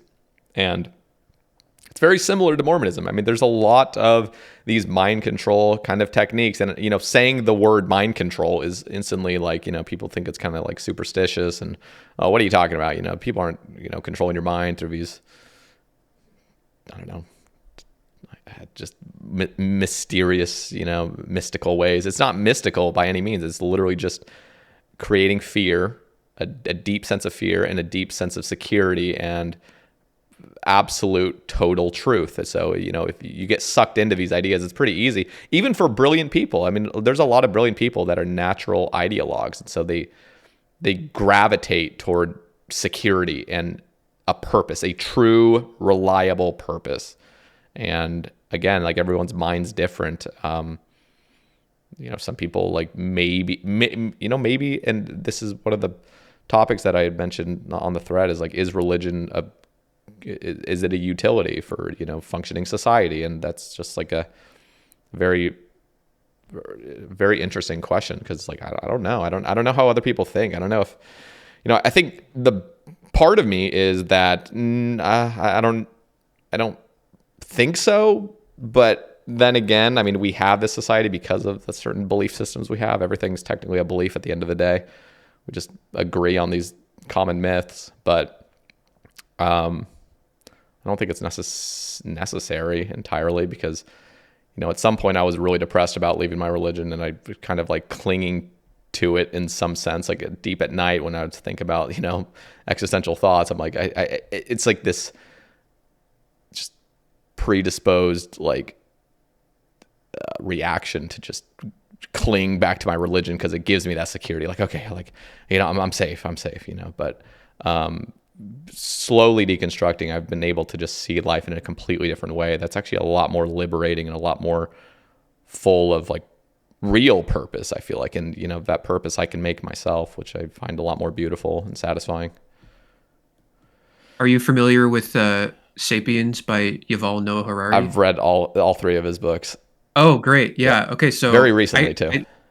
I sort of, I really think that he's onto something there because, I mean, I'll just say this. I'm sure you know, but for the viewers, perhaps, the idea is that like religion first spawned as, and you probably know this better than me, so correct me if I'm saying this wrong, but religion first spawned as a way to expand belief systems beyond the Dunbar number, which is the theoretical amount of people who you can keep in a close social net. So like somewhere with apes, sapiens, it's somewhere around like 100 to 150 people. Mm-hmm. And so like us as Homo sapiens essentially developed religion out of our, I don't know if it's the neocortex, so wherever we create abstractions from reality, abstract thoughts. We can essentially leverage those thoughts into amassing greater numbers by creating belief systems that essentially I don't have to trust that the tribe next door is either with me or against me. I know that if we hold the same flag, if we believe the same religion, that we're on the same side, and therefore, you know, we can go and raid that other troop, that other monkey troop across the river, and we're secure in our beliefs, we're secure in our relationship that we won't defect on one another. We can go take over them and then grow our empire and just keep on growing and growing and growing. And it all comes from the religion, which is essentially just a belief system. And that's it's that they, I think he says in the book that that's the way that sapiens ended up like essentially dominating every other species of ape from Neanderthals and prior, which was that we had a they like the Neanderthals were bigger and stronger and they were probably even smarter in some ways, but because the sapiens were able to amass greater numbers through forming abstractions of reality, which is ultimately the world we inherited now, which is fascinating as a separate point. But we were able to, yeah, just obliterate everything else. And, you know, survivorship bias will tell us that that's the prevailing strategy that ended up winning out was the best strategy. And so nowadays, though, I mean, like, we've achieved a point in modernity where we don't really we everyone there's just resource abundancy just makes everything so available for everyone. And even if you're like deathly ill from childhood to adulthood, you can still like get by in a lot of cases, which obviously previously before modernity that wasn't even possible. But so I think I don't know if he says this explicitly in the book. I haven't actually read it. I've just like heard him talk a lot, but he says that religion played a part, a huge part, almost a vital part, perhaps, in establishing society today. But nowadays, we're sort of beyond the utility that religion can provide for most people, and so I think he probably concludes that we should let it go or something. I don't know how accurate that. One of the brilliant things that Yuval does for the most part is, at least in his books, he very much is unbiased about a lot of things. He just says it how it is, and he doesn't add his own bias and his own kind of projection onto that, like of what he thinks everybody should do, which I appreciate. Obviously he is. I think and I listen to a lot of his clips and stuff because I just find the man like extremely fascinating, and he also has gone through like 20 plus years of meditation, and that clearly shows in his work because his like Sapiens was just insane. Like that was the most captivated I've ever been in a book ever. Like it's just so well written, so fucking fascinating, and just so pure too. It's just like so pure. Like everything he says, if you have an open mind enough, it makes perfect sense. It's just really, really fascinating. So highly recommend the book Sapiens. But I think it's just, you get to a point where you have to start this is it, just endlessly complex problem. It's just this, there is no right or wrong answer. Every single problem and solution to modern society on a grand scale is just infinitely complex, and there's no perfect way for any of it. So I think the biggest, at least in my opinion, I think like religion reform is just the best way to go about it, because religion is just so ingrained in just our society, like globally. And the most appropriate action, at least in my head, at least what I've listened to and stuff, and again, I'm not an expert on any of this, I just listen for entertainment's sake, basically, but it sounds like reform in general is the way to go, because the culture and the diversity and the beautiful things that have come and sprung from religion, that all doesn't need to go away. The worst parts are just the really barbaric, really pre-modern ideas that are still ingrained in these books that claim to not be able to be changed at all. This is the dogma that must be maintained forever. And so when you have a vision, now one of the problems with a lot of religious beliefs is this idea, and any sort of Mormonism is a sect of Christianity, and so you have this idea that's very kind of grim, but that the world's going to end and Jesus is going to come back. So there's just kind of like, it kind of gets ingrained in you that like, what's the purpose? You kind of have this like very, very shallow view of the scope of our universe and the scope of our world and existence and the existence of creatures and stuff. Like for some reason, at least in my head, and a lot of probably like fundamentalist religious people probably think the world's going to end in the next 50 years and Jesus is going to come back and save the day. So you kind of have to like defeat that in a sense in order for people to understand like, okay, the world is going to continue. And you're going to die one day. Everyone's going to die one day. And like, this is going to continue. So can we see in 5,000 years, if we haven't blown ourselves up yet, like are these beliefs compatible with a like flourishing society, like of being very intolerant of certain people and certain people's identities and other things like that? Like no, that optimally, if we want to live in peace and harmony, we have to there's so much beauty and diversity, but we have to be accepting of things. And so like I feel like just reform, at least in my head, is just the best way to go about it. And most Christianity has really done that, to be honest. It's like, like for the most part, there's no people agree with the modern secular, ideas of just, people are equal and, people have the freedom to live a life that they choose to live as long as they're not hurting anybody. And that's like beautiful. And I wouldn't want to live anywhere else like that than I do. Like the time period and the location I'm at, like I'm so fucking blessed to have so much freedom. And like I think that's Sure. so important. Yeah, and just to tack on to that, I mean, like I've been to Europe a few times, and like I went to France one of the times, and like the Notre Dame Cathedral is like one of the most beautiful man-made things that I've ever seen, and it's just like a lot of the church symbology or symbolism in like just like the architecture that they employ in their buildings and such, and like the massive church halls are some of the most beautiful things you can ever experience. It's in like the chorus echoes through the walls, and like it's just it's transcendental. I mean, when you experience that, there's nothing like it. And so there's definitely a lot of things in regards to religion that are very undeniably like positive. So it's like, yeah, you definitely don't want to get rid of those. I mean, that's just our heritage as a species is all that stuff. Hmm. And that's incredibly valuable for sure.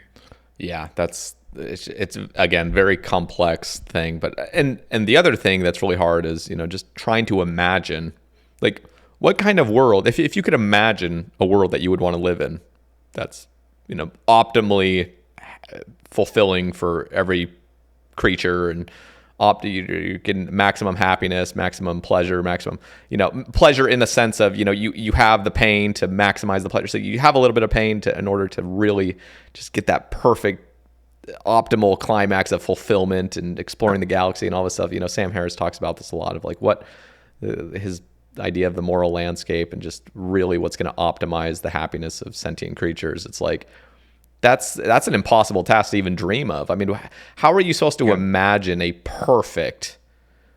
perfectly just functioning world and society where you have billions upon billions of creatures living very optimal, fulfilling lives? I mean, it's Right. such an impossible task to imagine, but I think we're slowly chipping. I'm an optimist in the view of like humanity, especially is like just I think we're slowly chipping away and slowly like getting to a point where like we're more and more people are flourishing. So I think that's just true. Like in a lot of ways that you can measure it, and sort of separately, it's interesting that a lot of people around you will tell you that the world's falling apart. So it's like, I mean, I think poverty and like starvation has just been consistently going down every year for the last like 100 years or whatever. mhm. But yet the media's, negative clicks get way more attention. So like, it's just all you hear about is the negative stuff, and so people internalize that, and then they get like depressed thinking about how bad everything is, and then I mean maybe that's not to like trivialize certain bad things, of course, but like for the most part, like worldwide, like things are improving as technology improves and Mhm.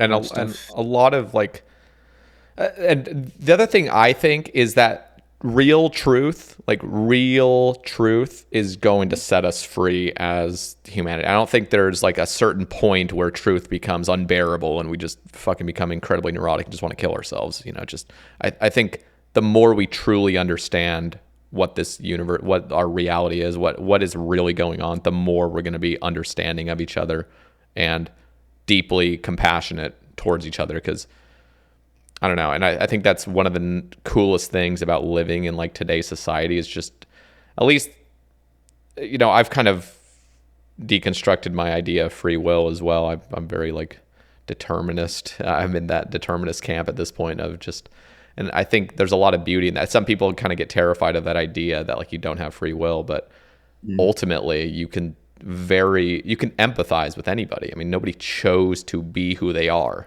Yeah. Nobody chose to be born and have the circumstances that they had. And so you see, I remember even as a kid, just I was told my whole life, like, oh yeah, these drug addicts, they're just just bad people. They're gonna burn in hell.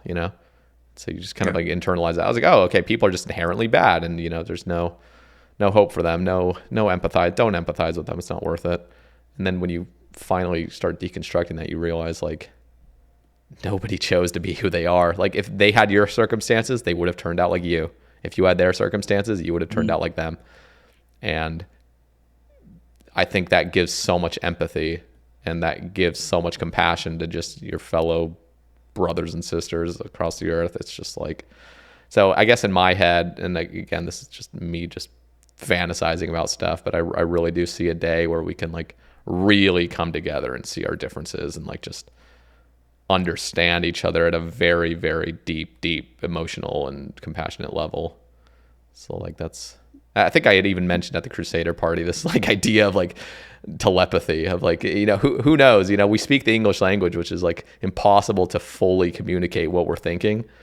But who knows? Maybe, you know, there's one day where there's like, you know, it's AI develops a technology where, oh yeah, by the way, we're completely telepathic. We just haven't really like honed in on it. So now we can have a very pure conversation that's unadulterated, just perfectly, just everything that you are feeling is going to be fully communicated to the next person. I mean, I've definitely had like trips that have felt that way where I feel like I'm connecting with somebody at a much deeper level than surface level vocal language. Yeah. Yeah. So, I mean, you just said like a bunch of things that in and of themselves would be like super interesting to pursue. And I want to pursue all of them. Um, but it would probably take like 100 hours each or something. But like, I mean, I well, know. just to touch on the last thing you Yeah. said there, telepathy. I mean, I do remember we talked about that. And like, it's super interesting to think about this in this way because when like, if I wave at you, I'm not like we're not exchanging verbal communication. Like I'm conveying an idea from my mind to your mind just by simply waving. Now, obviously, waving is like a much more like explicit form of communication. But even if I blink at a certain time, or if I take a sharp inhale at a certain time, or if I like orient my body to face away from you slightly at a certain time, or like, whatever it is, micro adjustments, those are all like we're communicating that 24/7 all the time, no matter what, unless you're like maybe not 24/7, but like 20 23/7 or something like that. But so it's like that literally is telepathy. Like, and you can pick up on that. I mean, maybe it's not to the extent where like we're exchanging images through our mind at like a 10 gigabytes per second rate or something like that. But like Yeah. we are communicating. Like, and that's I think I first like realized that like when I started having critical thoughts in my mind, and then I was like, it's kind of scary because I was like, wait, I'm like communicating how I feel all the time to everyone around me, and they can like see it, they can like see into me, and I was like, at first, I felt like really vulnerable and like kind of scary, and then I mean, it still does just to some extent today, like under certain circumstances, if I am feeling like a certain way and it's not appropriate for the environment, then like I might feel like might start to feel more withdrawn away from it because I don't want to be seen for something um like if I'm just being socially awkward in a social situation or something, people might be able to infer that I'm like a weirdo or something, and so they might get that idea of me, and then not even know it consciously, but like it, it'll pop up in their somewhere in their mind, and then they'll probably just act on that without even realizing it, and then I don't know. It's a whole big thing, but I just love how sub vocal body language it is in and of itself like a form of telepathy because Yeah. yeah, I mean, and the craziest thing is just evolutionarily speaking, like we just have picked up on every little twitch and movement of like facial expressions and hand gestures and every like breathing and just the way your neck's positioned. Like we will pick up yeah, instantaneously on everything if you're in person to person communication like that. Let's, yeah.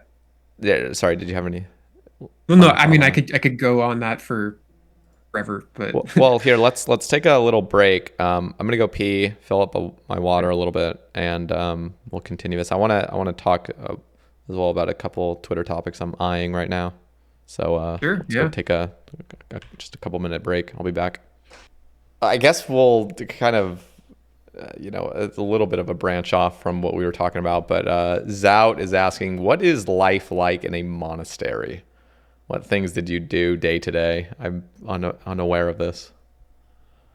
yeah. So, um, I just did a bunch of push-ups, by the way, so I'm gonna be out of breath for like a minute, but it should wear off pretty quick.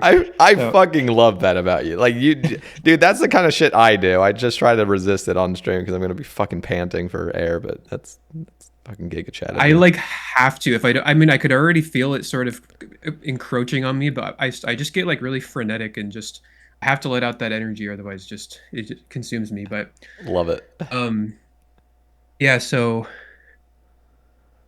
yeah, I lived at a it says Zen Center. I call it a temple because they call themselves the Green Dragon Temple. It's the first it's the first like Buddhist Zen Buddhist temple in America. It was founded in the 70s in California, which is where I'm from. So I lived there from 2017 to 2019.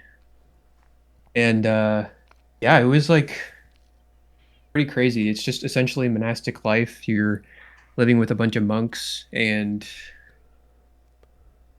yeah, the day starts off at 5 in the morning. You meditate for about an hour to 2 hours. You have breakfast, then you meditate, and then you work for 4 to 5 hours. Like there's like a farm and a kitchen and uh, like a pretty standard, just monastic sort of thing. Um,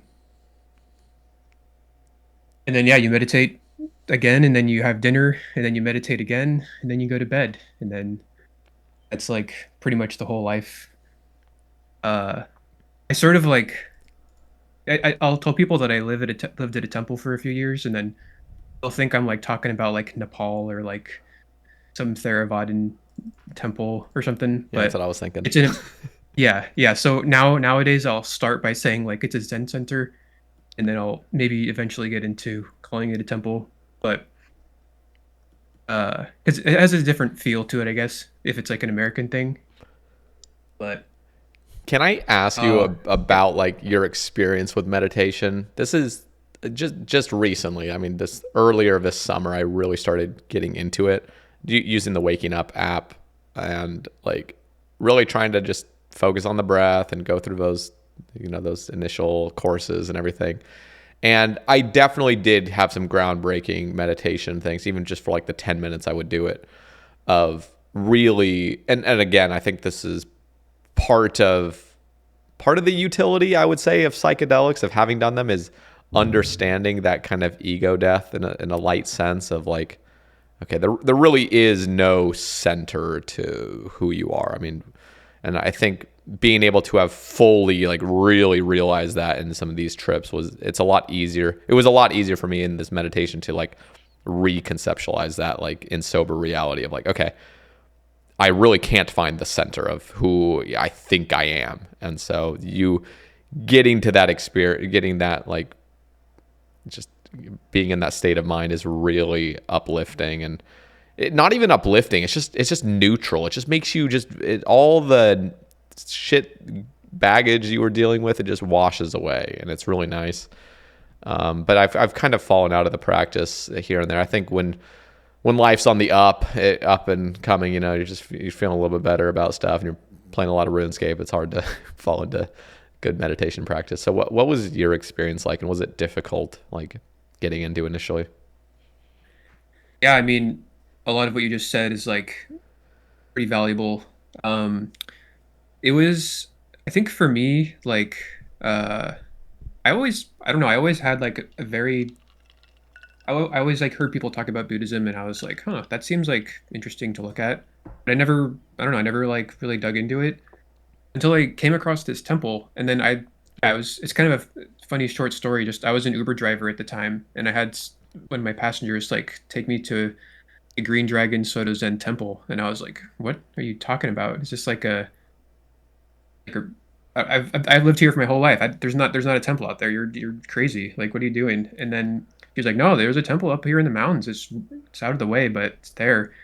Like, sure enough, you'll see it." And so that's how I found it. And then I brought her there, and I was like, "Well, Schwab, yeah, sure enough, here it is." And I just walked in and wanted to look around a little bit, and I was like, this is pretty cool. Do you guys like mind if I live here? Like, because she lives here. Like, do you guys accept people just randomly? They were like, yeah, sure, you can live here. And I was like, like when should I start? And they're like, oh, next week. And I was like, okay, all right, well, I guess I'm gonna do that. That's crazy. Yeah, I just jumped straight into it. Like total cold turkey. I was like dating this girl at the time, and I like told her about it. We were already sort of like uh nearing the end of things, it felt like. So it was just kind of like a catalyst to transition into a new thing. And so I ended up, yeah, we ended up parting ways. And then, yeah, I just lived there for 6 months right off the bat. And then, um, yeah, meditation, man. We touched on this earlier, but meditation's obviously sort of like the main focus of living at a Buddhist temple. And so, um, I mean, it's crazy. So like the first like probably 3 to 4 months of doing it, I don't think I really got much out of it because the first thing that you have to learn is how to like you have to learn your own body and you have to learn like a way in which you can sit in an extremely still position such that you don't have to think about your body for the entire period of the meditation session, which is like 40 minutes. And if you don't know your body well enough, like you're going to be twitching and fidgeting and just moving around and such, you're not going to be able to like get into those deep mental states. So once I finally got that down with a bunch of help from all the monks there, yeah, I started like I started having these like experiences where just like, man, so like my none of my body is in my like visual field and it's completely still, so it's not moving. And after sitting in that state for like 40 minutes to an hour, like after I get up to like continue on with the day, having just been meditating like for that long, I felt like I couldn't feel my body anymore. Like because I couldn't Holy. see it and like I was just so it was so still like I just couldn't feel it. And so I would move my arms forward and it would feel like I'm moving a mountain. Like even though I was effortlessly doing it, it felt like I was effortlessly moving a mountain. And then I would move my legs out of the position and then like that felt like huge and like I would look around and like everything around me just felt like I was seeing it for the first time kind of. And like I imagine I just had these like extremely wide eyes and like my mouth was agape and like and then that feeling lingers for as long as it does. At first probably just like a few seconds, and then after months and months of doing that, it lingers for a few minutes, and then eventually the whole point of the practice is to be able to exist purely in that state, to carry on that meditative state throughout your day-to-day life.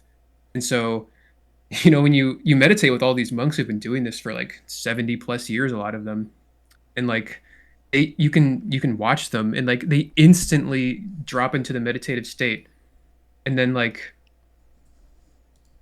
it's like and it's not like that kind of sounds like crazy from like the perspective of like someone who's not like involved in this because it almost seems like I don't know, like cliche or something, but like or like it's not real or Hmm. like it doesn't mean anything or it's not they're diluted or something, but like also there's probably a lot of ego along with it, like oh they think they're so cool for doing that or something, I don't know. But so anyway, yeah, so this practice of meditation was just like, man, you rip everything away, you rip out all your conditioning, you rip out all of your intellectual grasping and all of your ideological shaping and all of your everything, and what you're left with is nothing, and you're able to view the world from a completely pure perspective.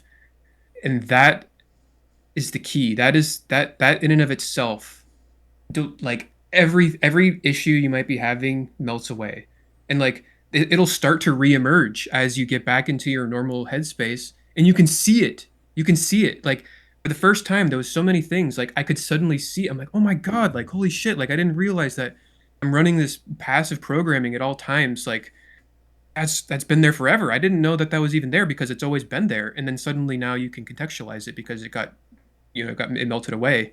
And then yeah, as everything slowly encroaches back in on you, you get like this extremely firm grasp on everything that's going on, like in your subconscious, I guess. And then yeah, it's just a practice of seeing those things and just simply being aware of them, sitting with them. And you don't even have to do anything. You just like all you need to do is be aware of them. Like you don't have to perform any action to like resist it or try and fix it or whatever. Like once you see it, that's like you can then on top of that start doing things to try and work on your life in any way that you want or whatever. But seeing it is like the most incredible first step to take to like in order to yeah uh presumably you might say attain enlightenment or something like that. But So the yeah. programs, like the software we all run, is that, I mean, that must be essential to survival in general, and it's something like kind of a necessity, but it's good to be aware of what it is. Is that the case, or would it be better if we just never had these kind of, potentially harmful softwares running in our brains 24/7? Yeah, there's probably a lot of things that you're never gonna see, I guess, because it's just like your biology and your chromosomes are firing and like neurons are going, and it's just you're limited to being able to perceive things as a human in some sense. So yeah, I mean, there's also different magnitudes of survival. There's like social survival and like actual biological survival and like surviving in the workplace and like all that stuff. Um, so I guess like when you're saying survival, you mean like biological survival? Just, yeah, I mean, even all the concepts of survival that we have, like you just listed. I mean, so these, I guess my main question was, and I've kind of already, I have an answer in my head already, which is yes, they are essential, but these, the software that we run is essential, but it's also a healthy thing to understand that it is just software and it's not what we, deem as the self, so meditation in practice and understanding that these are all just concepts that can be washed away briefly to really get a better grasp on, what we're dealing with and stuff is a very healthy thing. But it's also good to go back to, those, that software with a better understanding of it. Sure. So yeah, there's a good way to answer this or to interact with it, which is at the there's a lot of scripture with Buddhism as there is with plenty of other religions. One of the things in Buddhism is essentially you've got like five main survival based roles that people will take upon themselves to maintain for the rest of the community at the temple. Like one of them obviously is you need to eat. So there's a chef who like prepares the food for the temple, and there's someone who runs the meditation hall for everybody to make sure that the meditation hall is like the proper environment for meditating. You've got to grow the food, so there's like the farmer, I guess, and then there's all the basic survival needs are taken care of. So that way, the rest of the community can focus all of their efforts on meditation itself to I'm hesitant to say achieve enlightenment because it actually that idea breaks down when you get into the whole ideology. But for now, I mean that's just like a fine way to phrase it for like a service level explanation. But um, so yeah, ideally, you're delegating your survival needs to other people, and so you want to get rid of as much of that as possible so you can truly focus your efforts on meditation practice and just the complete cessation of all they say body, speech, and mind, and all of the conceptual things that occur within the mind. And um, yeah, I don't know if that. No, but that was good. That was good. That's what I wanted. Um, okay, I want to really take a transition here and read what Mudkip has asked. As a couple questions relating to another. Do you have any opinion on Bitcoin? And if so, can you explain in depth how and why you feel that way? It's the in depth that gets me. Um, yeah, so a lot of my viewers will know that I'm a huge proponent of Bitcoin. I'm glad we left this sort of like towards the end because a lot of people hear the word Bitcoin and they immediately click off. So I would say toward the middle. I don't know if we're nearing Okay, the end gotcha, quite gotcha, quite yet, gotcha. Well, yeah, maybe it's the end. It's going to be the end now, because it's yeah, gonna be no, yeah, it's gonna be yeah, the end for all the listeners. For us, no, yeah, right, right, right. Yeah. So, man, that's just such a huge question. I don't. There's there's way better people out there to explain the intricacies and the value of Bitcoin, what it is, how it's supposedly going to do what it wants to do, and all that stuff. But I guess just like as a very brief way to touch on this, um, man, no, see, I don't even know where to start. Okay, so like, it's a form of I feel like Bitcoin. I feel like most listeners will at least have an understanding of what Bitcoin is, myself included. Okay, So, okay, okay, well, one thing you can clarify is, and again, this is, I feel like a common misconception that most people have already come to terms with, they understand, but can you explain the difference between Bitcoin and other cryptocurrencies? Like sure. other So sort of, like, yeah. if you want to imagine gold as like the global reserve currency for the earth, we used to denominate all of our reserves in gold before we went off the gold standard, which a lot of people still think we're on the gold standard, but we're effectively off it as of, depending on your definition, 1944 or 1971. Um, but if you imagine that someone found another rock that looked just like gold, and they're like, "Hey, look at this! I found another thing, guys. Let's use this one because maybe it's not as heavy as gold, so we can transact with it easier, or it's like, we can whatever the trait is, it's more easily recognizable, or it's more divisible, or it's like whatever." And then a bunch of other people say, "Hey, yep, that's great. Let's do that." That's essentially, in that analogy, Bitcoin is the gold, and then all of the other rocks, which is what they are is every other cryptocurrency. So a lot of Bitcoin proponents will say there's Bitcoin and then there's crypto, because every crypto to ever exist that's not Bitcoin essentially is a clone of Bitcoin. It runs some form of Bitcoin core, which is the underlying protocol that behind Bitcoin. And so it's kind of sad that, as someone who really likes Bitcoin, that there's so much scamming going on, and there's so much like just horrible things going on. There's like trafficking going on with like, I mean, I don't. There's so much shit going on with the quote unquote altcoins, the alternative coins. Um, and Bitcoin is forced to like reconcile with that, because people have this idea that Bitcoin is crypto, because it's a cryptocurrency. It even says in the white paper, which is like the inaugural paper talking about the all of what Bitcoin is, that it says it's a cryptographically secure peer-to-peer digital currency, and I think it says cryptocurrency in there verbatim. So people can undeniably, truthfully claim that Bitcoin is indeed a cryptocurrency, and it's no different than all the others because it says it in the white paper. So it's really hard to like get people to like understand that, and like sort of strip away their understanding, because it is undeniably true, and they can point to it, and if they want to believe that, then they can believe that, and there's nothing that you can even say to disprove them, because they're technically not even wrong in some sense. And so, yeah, Bitcoin is the gold, which is it. It's just there's no central authority that controls what it is. It's decentralized. It's millions of nodes around the world contribute their say in what they think Bitcoin is, and then it's a democracy. So whatever the nodes agree on as being true is true for the Bitcoin network, and it'll run the code, and anyone in the world can submit uh, code implementations that they want to change, and if other people think it's great, then they'll run it too. And then Bitcoin, in that sense, is malleable. It's a global money for the people that you can send instantaneously around the world, with certain ways to do it for free. Like, Bitcoin is a technology, and so we're building technologies on top of Bitcoin. One of them is called the Lightning Network, which is just sort of like the base level secondary layer solution to make the transactions much faster and cheaper.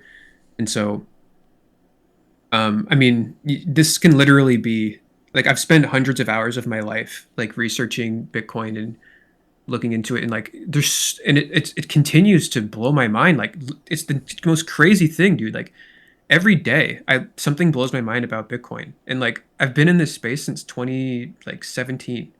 Like we're 6 years in, and it's still, and Bitcoin itself is growing, so there's more things that are happening on Bitcoin, which those things blow my mind. But even things that have just been there the whole time, like certain like game theoretical manifestations that happen with like adoption and like technological advancement that are coming from this thing. It's like it's literally I say this with no hesitation. Bitcoin is the thing that I'm like most optimistic about in the entire world. If Bitcoin wasn't around, I might have like a much more dreary outlook on everything, because it literally has implications that are so far reaching, such that the entire world can change like in an extremely positive way. And then at this point, I would direct you to a public playlist that I have created on my channel, which will slowly indoctrinate you into the all that Bitcoin has to offer. So I want to just add on because one of my absolute favorite interviews that Lex Friedman ever did was with Michael Saylor. And Yeah. I love, the thing is, I'm not in that Bitcoin space where I'm getting flooded with a bunch of, crypto, any sort of videos on that. I'm not, I never, like, I became quite fascinated with it when I saw this like huge rise up to almost 70,000. I believe it hit at some point. And then, Mhm. I was dabbling in it a little bit with a little bit of money I had, and just kind of fascinated on the whole thing. And the way Michael Saylor would talk about it is just like, it's just it's that indoctrination where it's like, this is it. Like, okay, there is, after listening to this, there is no denying that I need Bitcoin now, basically. Like he's making perfect sense.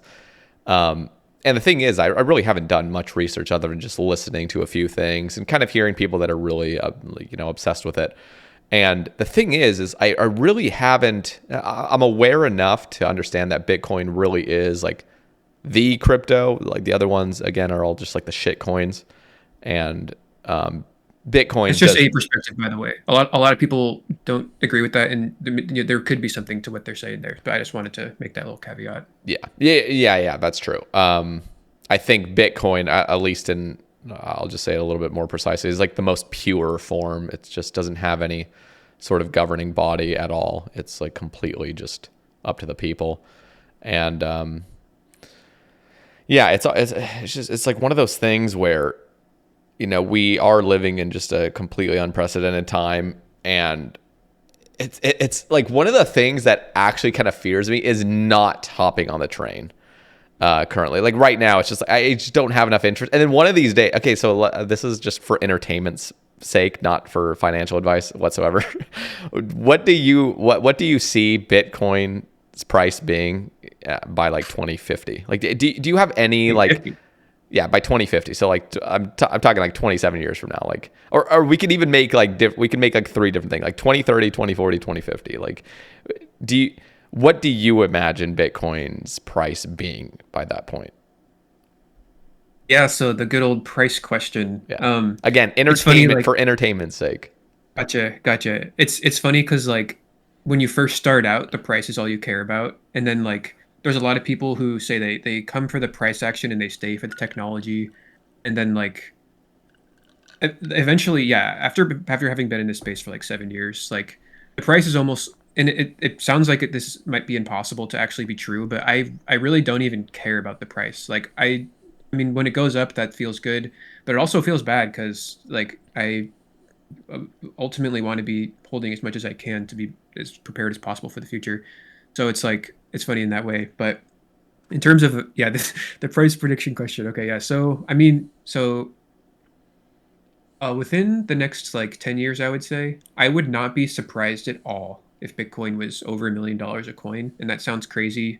There's plenty of math to back it up. Like if we get the Bitcoin ETFs that are getting potentially approved within the next month, like that could potentially be trillions of dollars injected into the asset via like pension plans. And if Bitcoin never ends up being like a backing for bonds as like pristine collateral, it's easily like $1 trillion injection.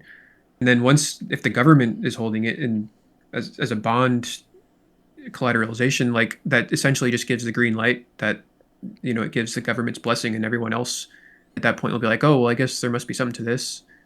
That's like, that last part is subjective, of course, but in terms of like the mathematical objective way of observing it, like if Bitcoin goes to $5 trillion, um, that's like, Bitcoin would be worth yeah, $250,000 at that price. And so gold is currently worth about $10 trillion. So if it exceeds the value of gold, which a lot of people would say objectively it does, maybe it doubles the value of gold or triples the value of gold, and that's when you get into multi-million-dollar Bitcoins. So that that being someone who firmly believes in the game theory and the technology and just the economics of it and psychology of it and every single way that it manifests, the physics of it, the thermodynamics of it, the energy side of it, like there's so many ways to look at it, and it's all pervading, and the libertarian side of it, the freedom side of it, there's just the efficiency of it, there's literally an endless amount of ways you can look at it. And so yeah, long story short, $1 million plus easy within the next 10 years, 50 years, I don't know, because like that also brings into like question like the threat of like a global catastrophe via nuclear war or stuff like that. So I don't know, 50 years is too far away for me to comment, but yeah. Interesting. Interesting. Um, okay, so this is just we're gonna keep this one brief only because I feel like we already kind of touched on this in the early part of the cast. But Arazi asks, when you go on rambles about life and existence, where did you learn about all that? And what makes it? I guess I'll kind of add to this. Like, was it a conscious decision to like kind of include these kind of rambles in your series? Like, do you find that? I don't know. Was there like a decision behind that? Like maybe my RuneScape content will be more interesting if I just throw in some stuff I think about on the daily.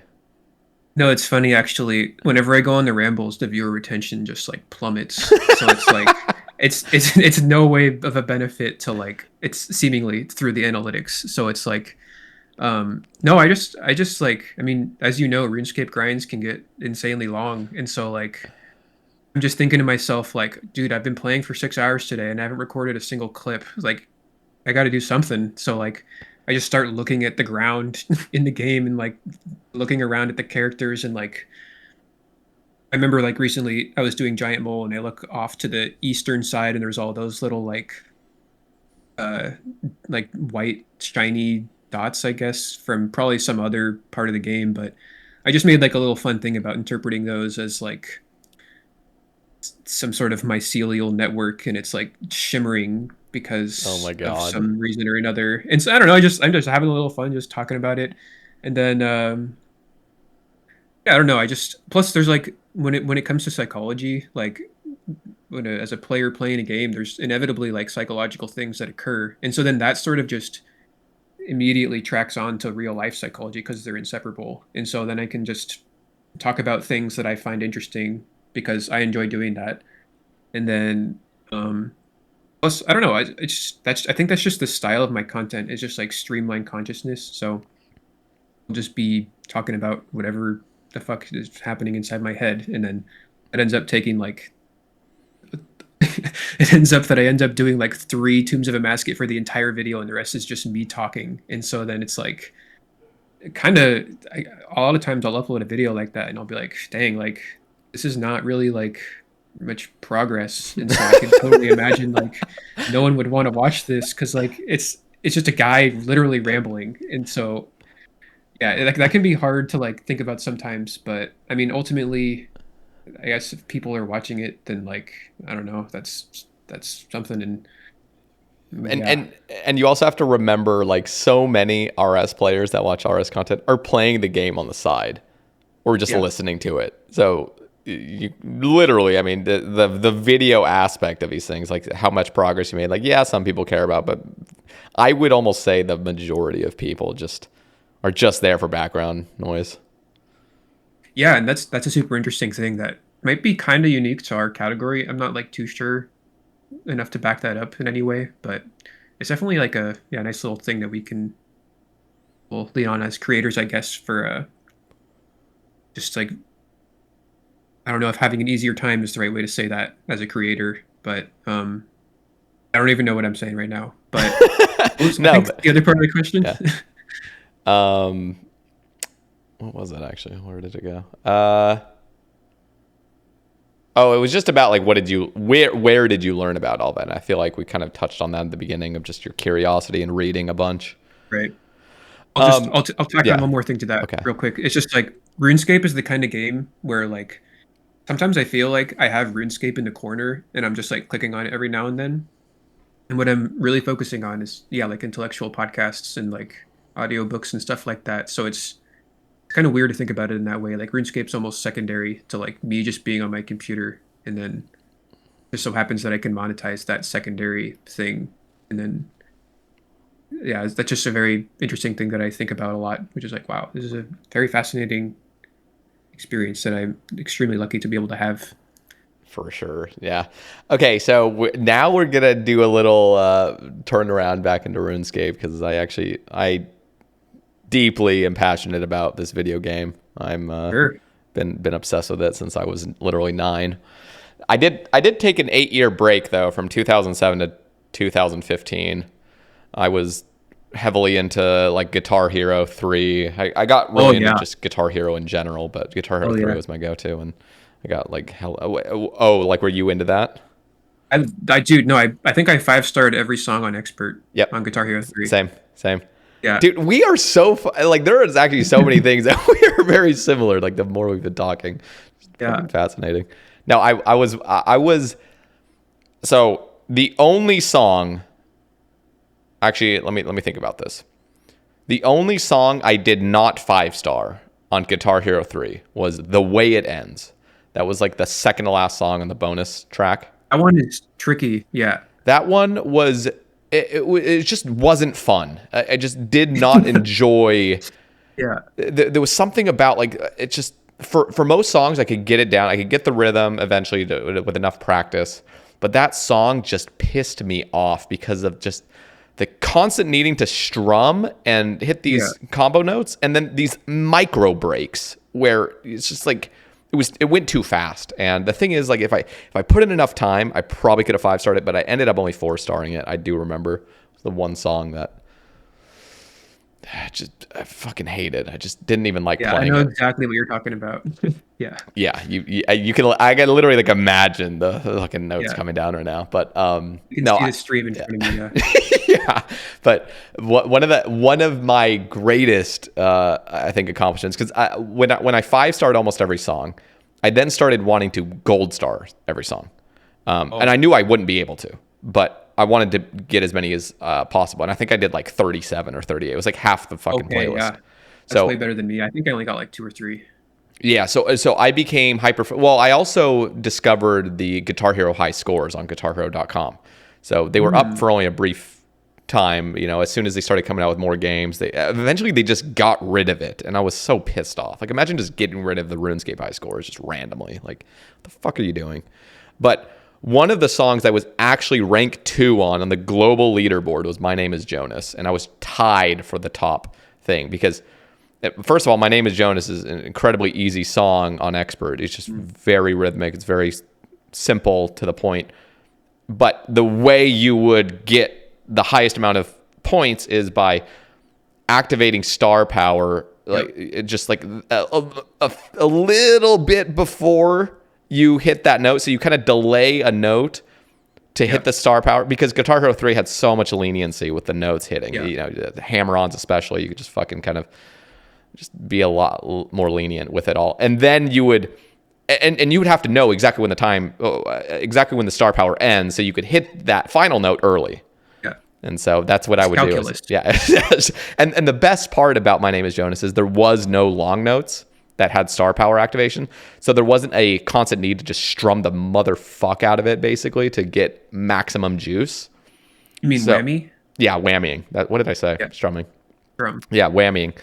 Because a lot of those songs where you have to whammy super hard just Yeah. to get all the star power, that seemed to be very difficult to get that perfect high score. But My Name is Jonas, I literally perfected it. Like I found the exact optimal Oh, spots to do it, and then I became obsessed. And I think the best song that I gold starred that was probably the hardest was, I think, Threes and Sevens. I think that was like I could never, dude.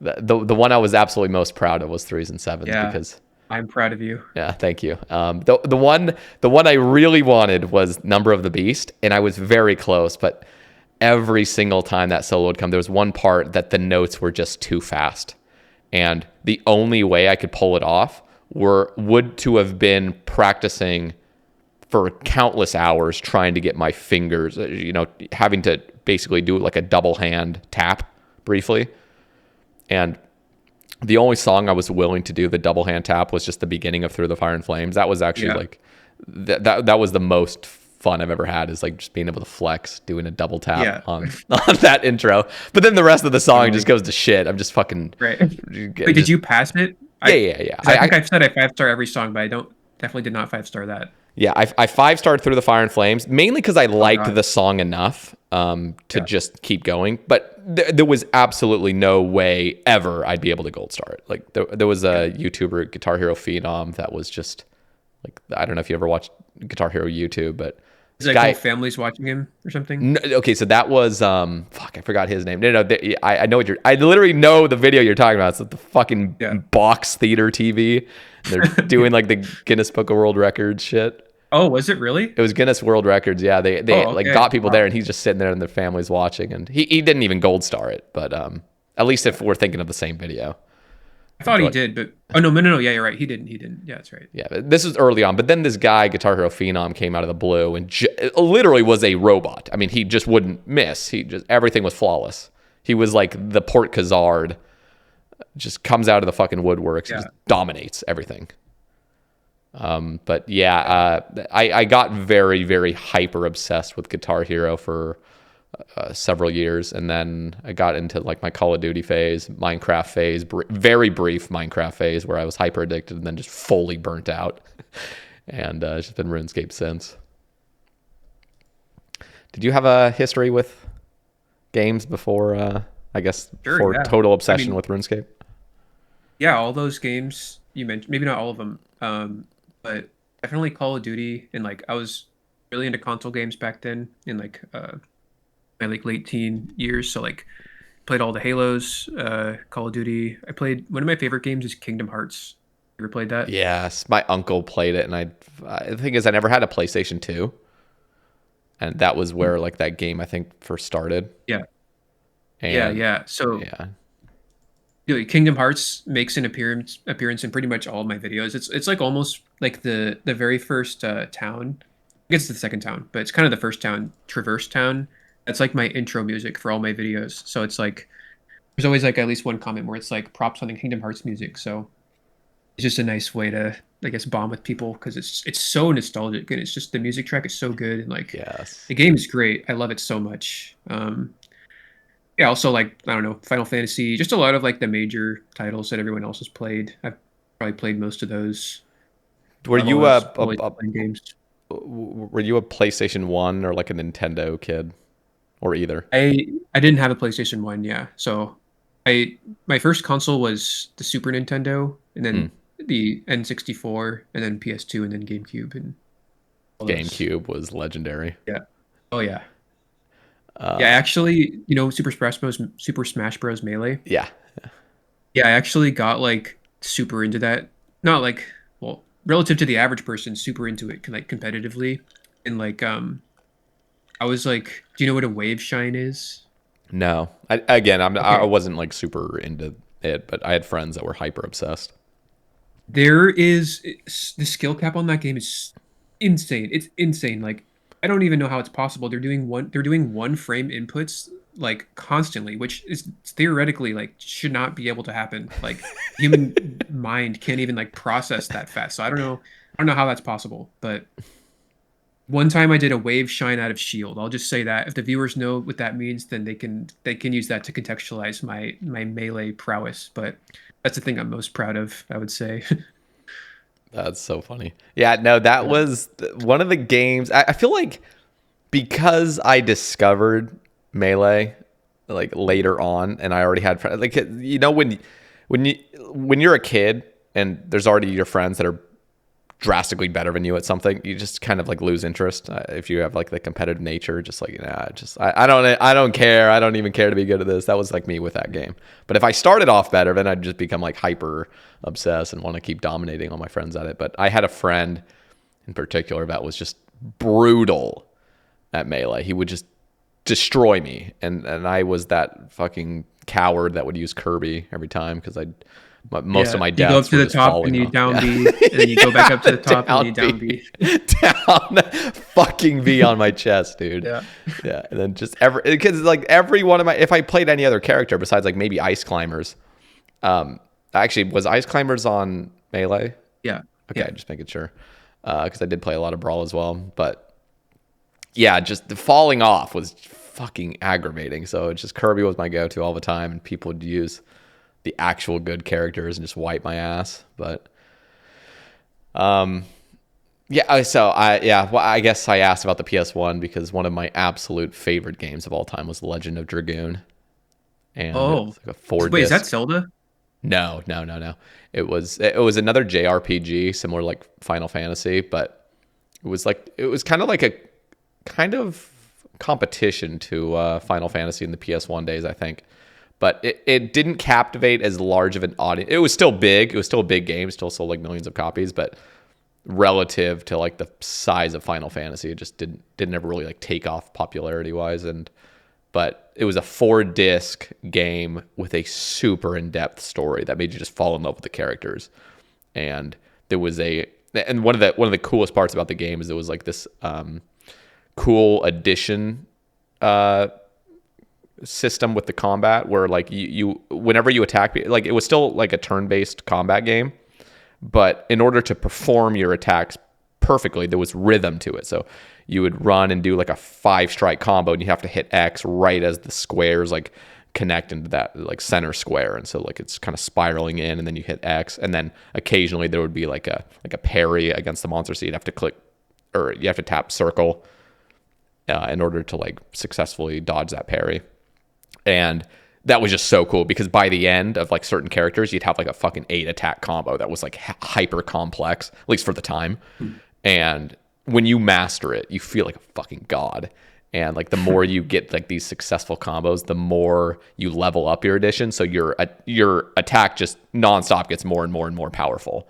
And so by the end, you're just literally you're battling God himself, basically. Like that. Well, it's a wannabe God. It's a God that's basically like the demon overworld. He's trying to take over like the whole world, and you're fighting him, and he's just seemingly unbeatable. But you have like your team of 3 people that you choose from your arsenal of like 8 people, I think, and just go in there and start fucking whooping ass, and you guys are all pimped out by the 4th disc, and god damn, man, like that. I've probably beaten that game like 8 or 9 times. I even was Yeah. playing it in college just from like a Oh, emulator.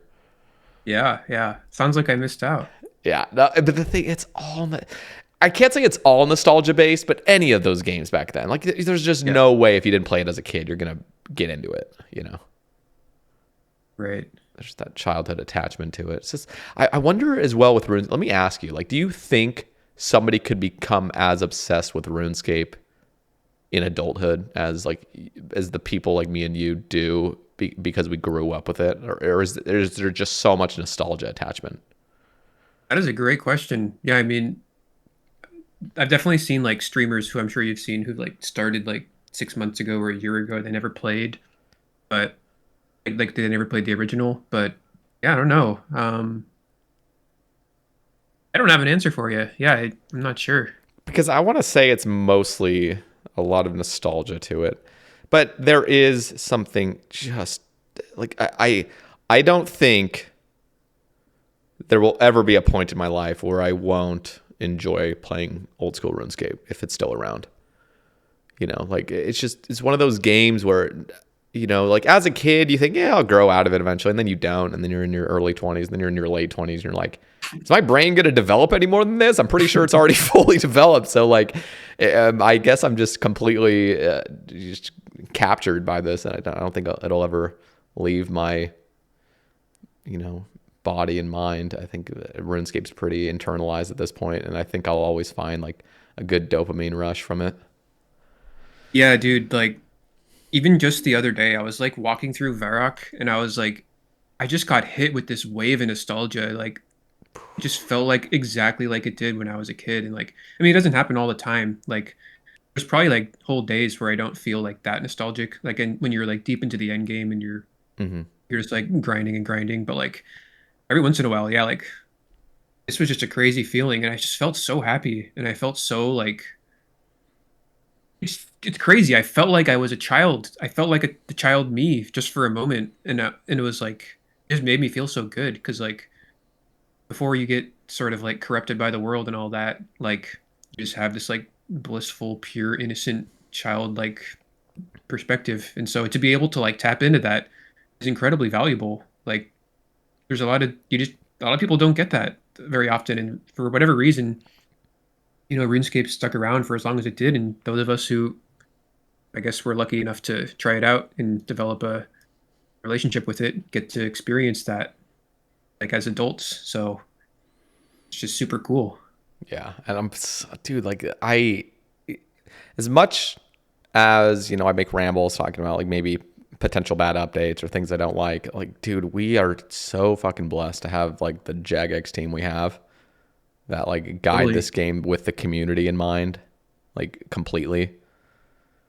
Because Yeah. they could have just burned this game to the ground if they wanted to in just a matter of years, but it's been almost 11 years now and it's still just flourishing, which is just beautiful. Yeah, it's truly amazing. Do you like, so again, this is kind of me still learning about your sort of play style. It does sound like you are kind of, I don't know, pretty,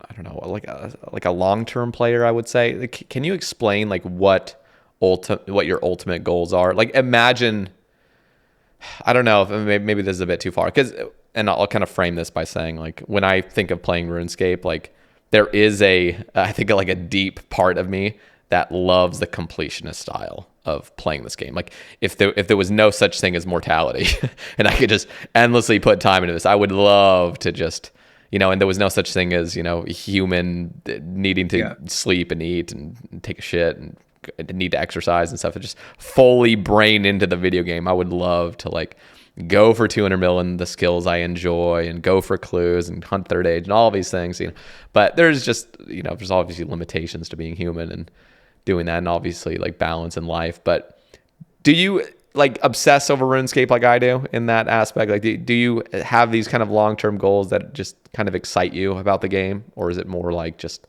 the fun you're having in the moment? Yeah, honestly, dude, like excuse me, I start off every day by getting a coffee and then going to my desk and booting up RuneScape, and it's not even really a thought at this point. It's just like this is the world that I occupy, and this is what I do. And so like I'm in there, and I'm just like, oh well, like yeah, obviously, yeah, I have like goals, I guess, that I set for myself. Um, and then yeah, I guess yeah, I don't know. I guess I think about it a bit differently. It's just I just am playing it. I'm playing the game, and then I guess while I'm playing it, naturally goals just emerge because yeah, there's that like feeling of like wanting to just like acquire whatever the sick thing is, and like maybe the boss specifically feels like it's really fun, then like the drops come secondary to that or whatever it is. And I guess from like now that I post pretty much everything that I do these days, it also has to take into account the viewer perspective. So like what would be interesting for the viewer to watch. There's a bunch of things that I've really wanted to do that would just take too much time, so I never did them because I didn't feel like it would be worthwhile from the viewing perspective. And so like one example was my Ultimate Ironman. I never got 99. Construction was my last 99, which is arguably the most important 99 for a Yeah, UIM to have. So yeah. like I just, for whatever reason, my style of producing videos, I could never work it in. I could never I was like 6 hours or like 16 hours away for like over a year. And I just like never fit it in. So like, That's awesome. I just didn't get it. And then, yeah, I forget what like the actual words you use for the Well, question were. well, here I'll just we're just talking RuneScape, but here let me kind of like lead this into this question a little bit because I'm very curious. Kyle is asking, when grinding for the mega rares, what raid was your favorite to grind? Can you explain how pimped out your UIM is for those that don't know? Actually, what is your UIM's name? Just I want to look it up. Is it just UIM UIM Loki? Loki. Okay, just Yeah. making sure. Yeah, max 650 mil extra. Jesus Christ, rank 72. That's crazy shit. And you have a ton of boss KCs everywhere. 800 chambers. Um, the hell was Tob? All these things have fucking shifted a million times. So Yeah. 728 Tob and wherever the hell, 907 Toa. Can you explain your journey through raiding? Are you have you completed all items at raids? The only one I need is the Tombs of a Masked Pet and like some the tertiaries. Oh wow. Oh, so you even have the other two pets, and so you have all items and pets, just not maybe the capes and stuff Yeah, the and the capes and then like the transmogs transmogs. Yeah. for at TOA. Okay, so can you? Oh, I just realized I didn't even say, but you've also done 775 challenge mode chambers. Yeah. Jesus Christ, on a UIM. Okay, yeah, Yeah. explain the journey of your rating. Yeah, so basically, I mean this thing so happens to coincide with like where I got I think my most subscribers ever in 1 month. I had this thought back in 2019, which was I really want to get the twisted bow. Like what if I did like and I know that the twisted bow is like roughly 1 in 1,000. So like on normal chambers. So I was like, what if I did a series where it was called 1,000 Chambers of Zarek or Twisted Bow, whichever comes first? Because like that seems like a huge thing to undertake from the viewing perspective. So Hmm. like it just seems like an interesting thing. Like, oh God, is he really going to do 1,000? Like like let's find out or whatever. And I knew that I had it within me to do 1,000 chambers because I love doing chambers. And so like, and plus at the end of it, I might get a twisted bow to have on a UIM to like that just unlocks a bunch of other content.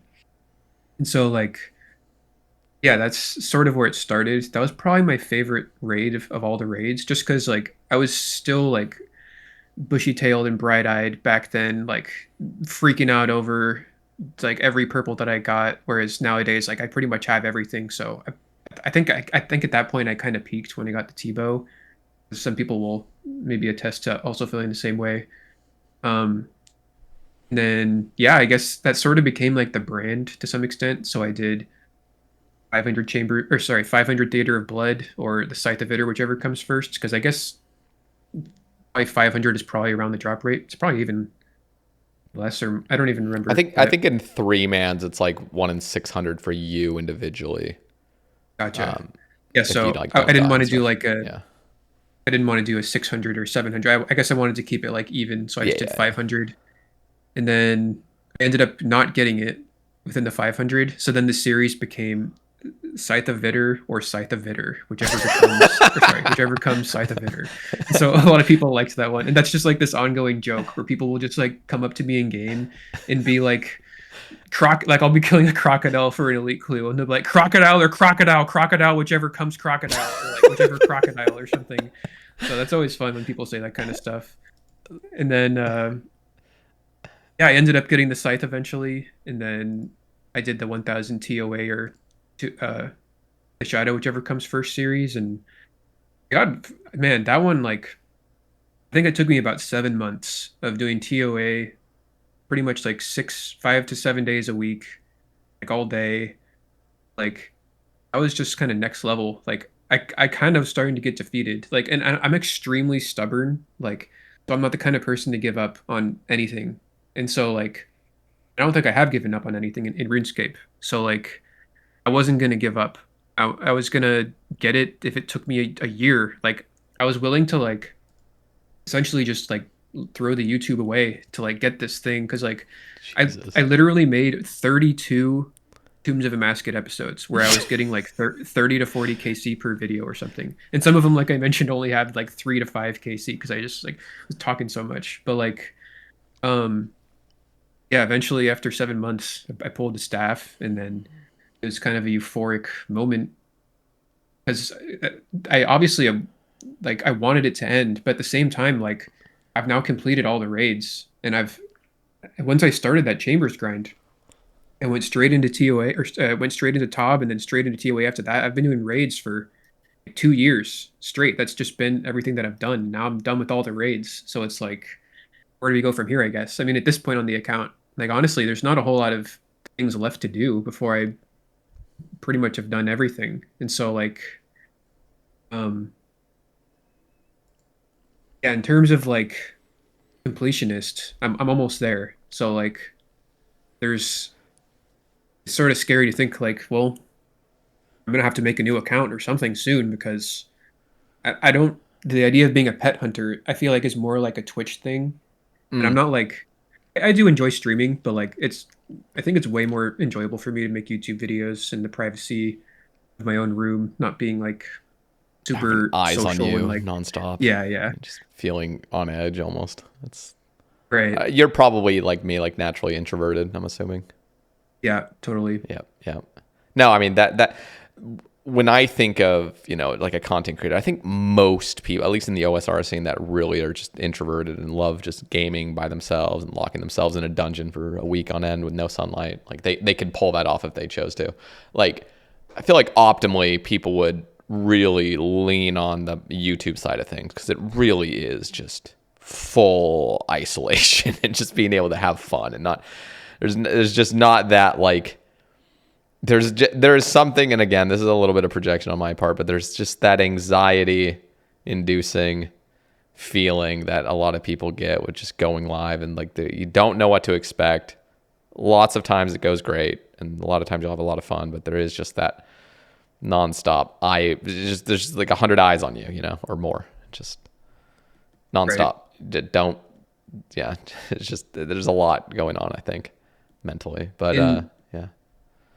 I'll just say a big part of it for me too is like I kind of need to be like stimulated intellectually while I'm playing. So Mm, whatever it is, I'll have up on the second monitor. So like when I'm streaming, I guess theoretically I could do that, but like I've never wanted to do that because I want to be present with the game and with the chat and everything. yeah.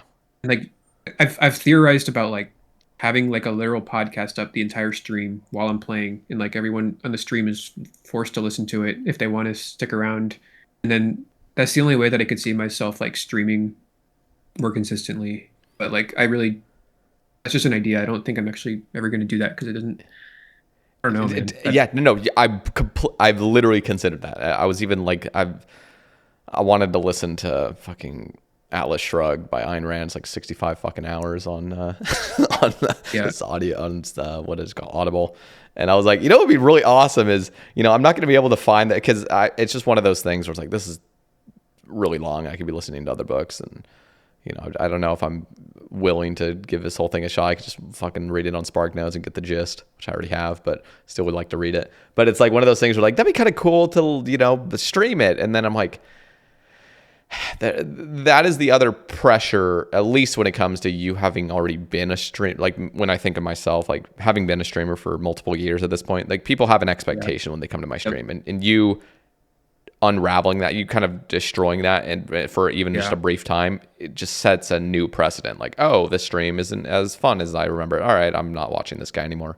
And right, so me doing something, even if it was just for a brief time, just to stimulate myself in a different way. Just okay, like I want to get this read because I'm fascinated by it. It's just that wouldn't be a possibility, or it would be like, this is too attached to my livelihood at this point. I can't just go yeah, around doing shit like that. Could do yeah. it on a That's secondary scary. channel potentially, but yeah. Yeah. It's funny how just innovating can be so scary because It the is. potential payoff is there, but also that comes with the risk associated with it inherently. And so, Yeah, yeah. And yeah, and the payoff is just the comfort and the luxury of just being able to really just listen to what you want, do exactly what you want, and yeah. yeah, that's definitely like a huge payoff. Do you? Okay, so let me ask, like, you're full time correct, in the content creation department. I never know how to answer this because like implicit within that question is like um, it's your main source of income, Yeah. but it also implies within it that you spend most of your time doing that. Hmm. I do obviously spend most of my time doing it, but it's not my main source of income. Oh, so do you like work at all? Like, do you like have a do Well, no, it's not like, well, it's so you have like investments and shit? Like, yeah, I have an investment portfolio, and then that's probably the main thing. And then I also have an Airbnb. So I own my house. I actually bought it with Bitcoin back in 2021. that And is so fucking just, sick. That is yeah, so cool. pretty happy about it. So I had a 3 bedroom house, and like the day I moved in, I was just like, I do not need all this space. So I just rented out the other 2 rooms. Um, and so that's just like it's about equal to like the YouTube revenue. So those two combined, just like that's the income side of things. And then I put everything into the investment portfolio, which grows faster than the income does. So even though I'm not like selling it, like realizing the gains, they're theoretically there if I were to sell some Hmm. assets and stuff. That's really cool. Do you mind like living with a couple other people? Or one of them? I don't know how many, Um, like what your living situation is. Like, I guess I kind of asked that as well. Like a secondary question I would have, like a follow up, would be, would you prefer to live alone in a smaller space and then keep that in like an entire Airbnb that's run by somebody else entirely? yeah, I probably would. It would be more logistically difficult, and Mm. like I really like living in a house because the house in and of itself.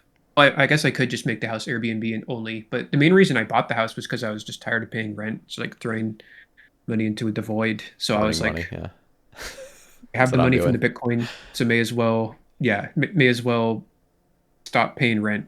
And I guess also houses tend to accrue value, so may as well just do that. And then it ended up working out really well. I got kind of lucky just because I didn't really know what I was doing. Probably could have ended up very badly, but to answer the question, yeah, I mean, it does like weigh on me. Like I have to be quiet at certain hours, and like my room is right next to the kitchen, so oftentimes there's like a stranger in the kitchen doing not Mm. there's and I I have to sort of hold off on making clips for like 5 minutes or 10 minutes, however long it takes them, and that definitely weighs on me like pretty noticeably. But all things considered, I just contextualize it like I'm making money for doing nothing, and that's worth a lot. Yeah, So like I'm gonna put up with it. And luckily I haven't had any like issues with the roommates. So that's really nice. That's good. That's really cool. I think that's, yeah, you're financially aware and seems like you've made pretty responsible decisions. That's really cool. That's so I mean, I guess optimally in the next, decade or so, like what would be your idea of like a great living situation, a great like just kind of future, like would I don't know, like what do you imagine doing, like just YouTube as well as like just hopefully having just like I don't know, like I wonder, like, do you care about, buying more houses and renting those out and like kind of building this, or are you more of just like whatever's going to keep me satisfied enough? Like I don't need I don't need this constant growth. I'm satisfied with what I have. Like I don't know, like what kind of person are you in that aspect, and what do you yeah, want in the next decade? right. Yeah, so I'm a pretty driven person. So like I'm always have that human innate desire for more, more, more. Although I'll have to like deal with that sometimes not being like the proper thing to do, but it's always like this. I just recognize money as sort of like this amazing magical financial battery that the more of it you have, it's also a self-perpetuating battery because the more of it you have, the stronger it gets. And then eventually you can get to the point where you can it will propel you into the future itself alone and you don't have to do anything. And so that's like the financial freedom that a lot of us are pursuing. And so that is like a goal that I have broadly.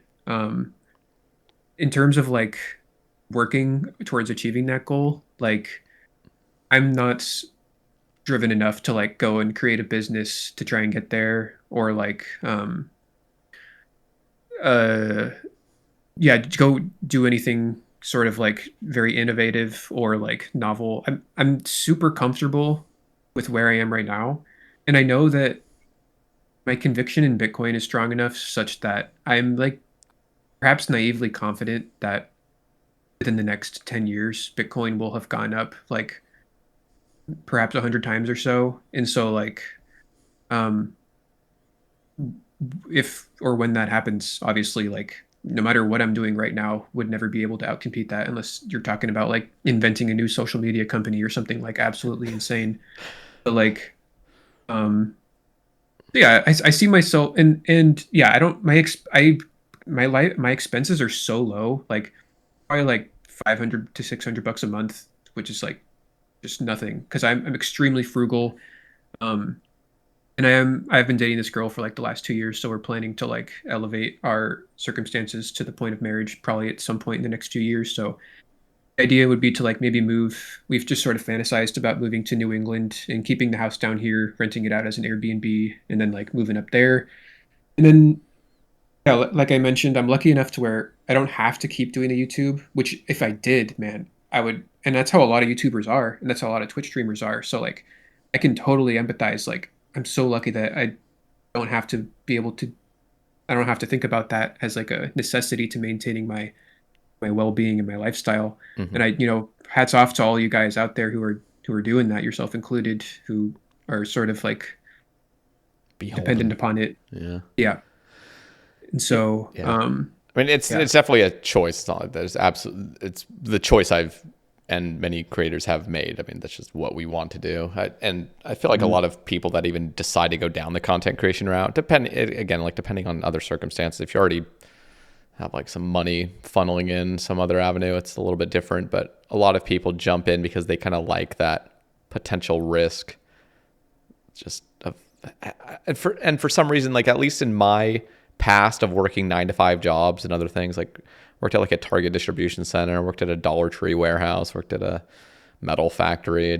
I actually did door to door sales in Vegas as well. But like door to door sales was definitely like, even though I hated the sales atmosphere, I still enjoyed the fact that it was pure commission, just all commission based. So Mhm. the more I worked, the more I succeeded, the more I was going to make. I hated Yeah. the hourly wage. I just Oh yeah. hate it.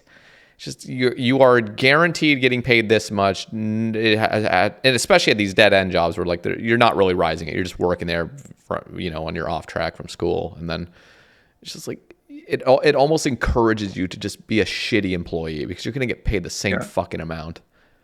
And so you just see your coworkers fucking off. Like I remember this one chick that was working at Dollar Tree for like a year longer than I had. I was just working there for several months, and she's fucking shopping on the job. Like she has a fucking shopping cart, just like buying shit, like just stocking up for after her shift. I'm like, bruh, I'm getting paid. She's getting paid more than me, and I'm working my ass off right now. Like, what the fuck Yeah. is this shit? So yeah, Yeah. I like the lifestyle that I have now, where and I'm very, very blessed to have an audience, to have people that watch my stuff. Like that's not something that's guaranteed by any means, but the fact that truly if I work harder, if I want to be more creative, if I really want Yeah. to push myself, there is that huge window of opportunity that I can push through if I choose to, which is just beautiful. There's literally no ceiling. The ceiling is Mr. Beast, theoretically. So Yeah. like that's such a huge motivator to like be able to have that to like strive for if you wanted to.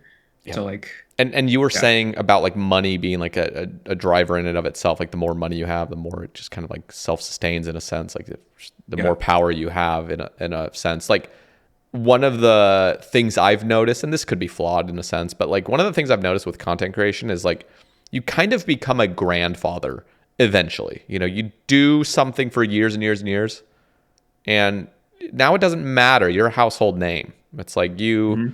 you really can just kind of do whatever you can kind of relax if you chose to. You can always, keep Yeah. pushing. But I even think of, it is absolutely not a knock. This is not saying like they're not, you know, um, reinventing their content or trying to like go crazy. But I think of like Mr. Mammal or Curtis, and it's like they have put in the hours. They have dedicated themselves for a decade plus, Yeah. and it doesn't matter what they do anymore. Like they're a household name. They've made it. And that is like really what I find to be kind of beautiful about the content creation scene is like, just fucking keep making stuff. Like keep making stuff for a decade, 2 decades, so eventually 2 decades. Like just keep doing it. And like, you're just more and more solidifying your spot. Now, of course, you can just fucking be a weirdo and just cancel yourself and just do something stupid. But for the most part, if you're just a decent human being and you just keep making fun content that doesn't need to be absurdly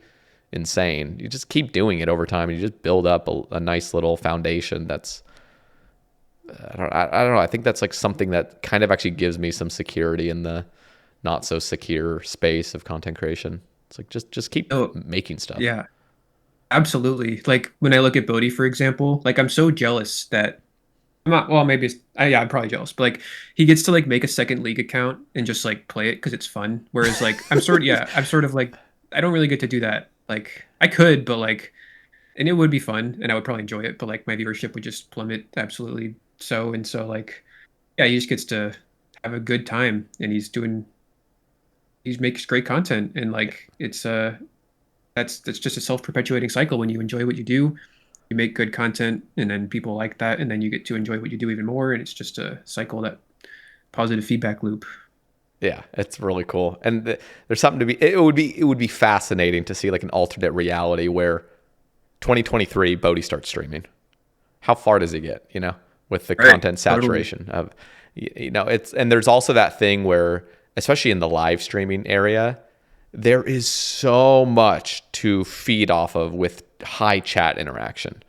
So you could be a really great, entertaining streamer, but if your chat interaction is moving like one message every hour, what do you? Yeah. How are you creating content? What are you doing? Like how much fun are you going to be?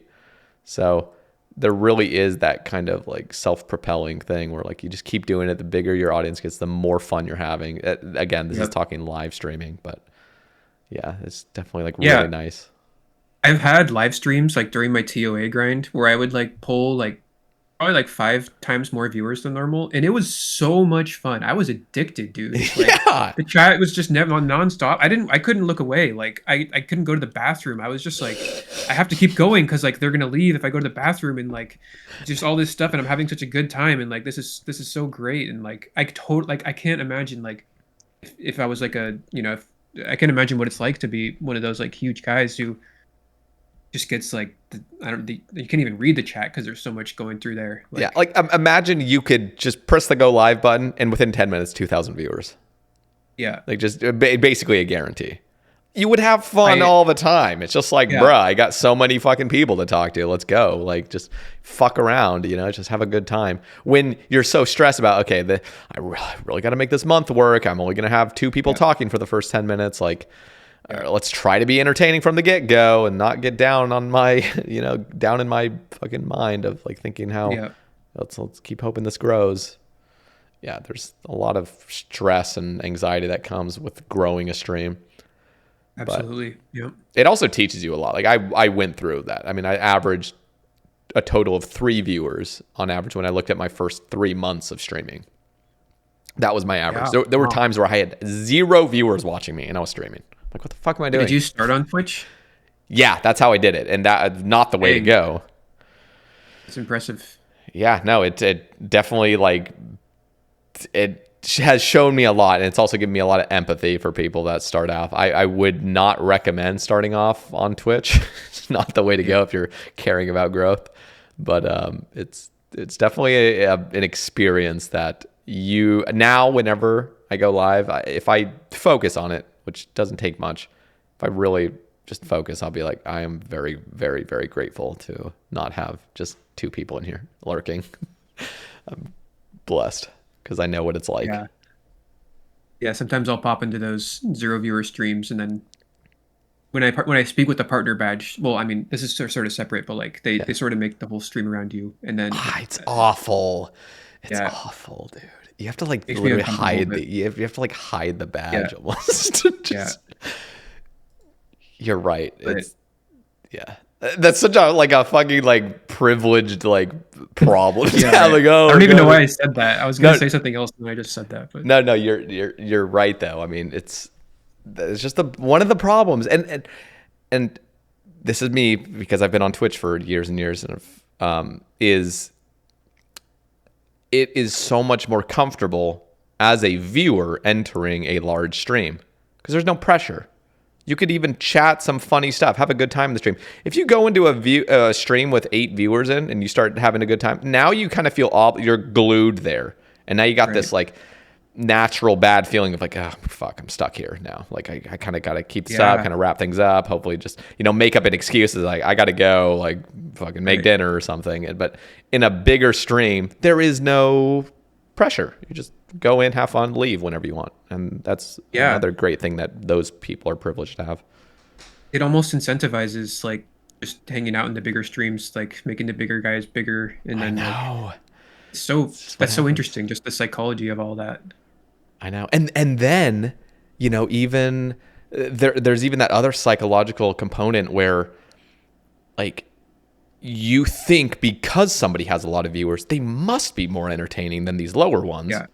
Yeah. And there's absolutely no evidence to it. And it could be completely false, completely backwards, but just you keep growing. And then people are like, wait, he's growing. He must be amazing at streaming. He must be offering something that other people aren't. And then that keeps growing.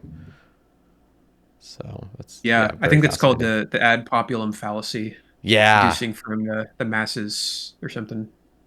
It's so fascinating. Yeah, totally.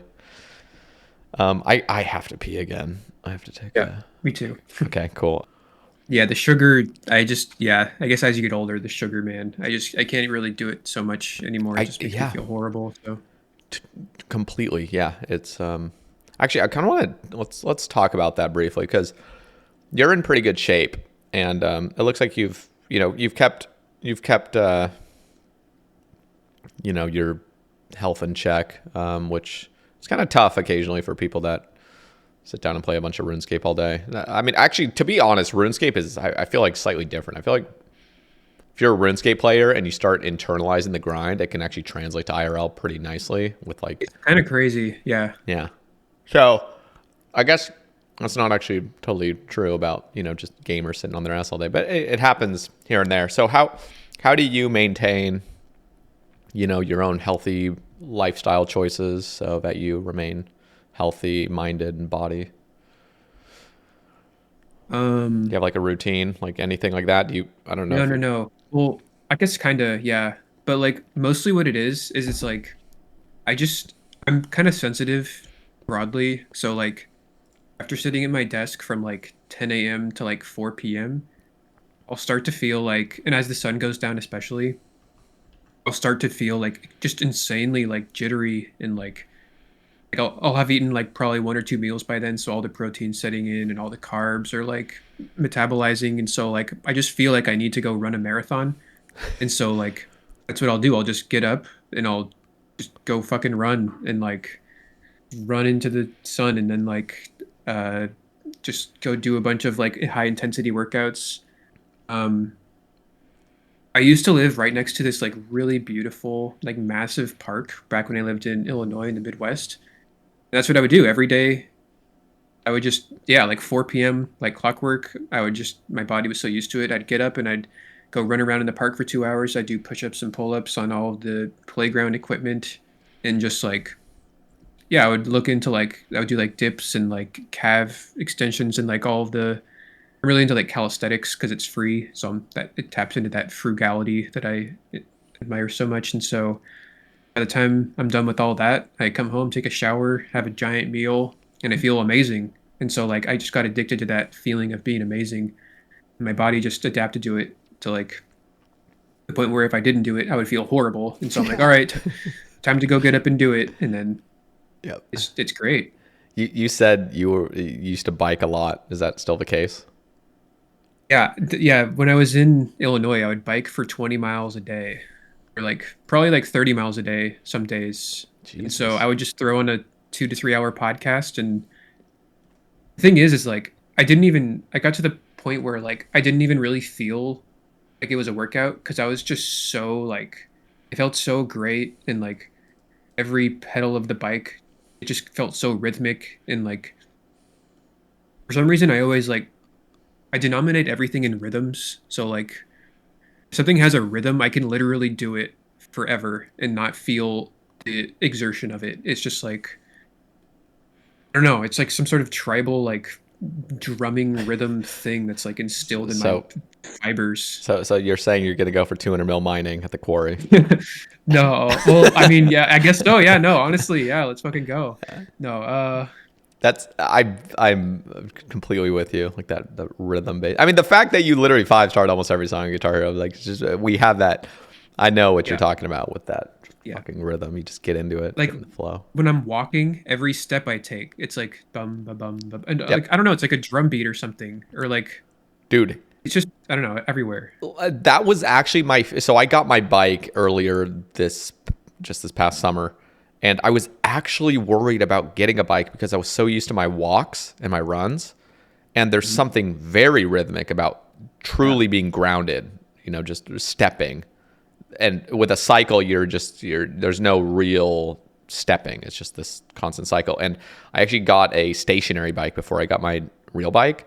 And that stationary bike, it actually made me like kind of scared to get a normal bike because obviously stationary bikes like suck in comparison to a real bike because you have to continually pedal. There is no just going downhill. It's just a nonstop thing, and you never get that satisfaction of the wheel just spinning hella fast.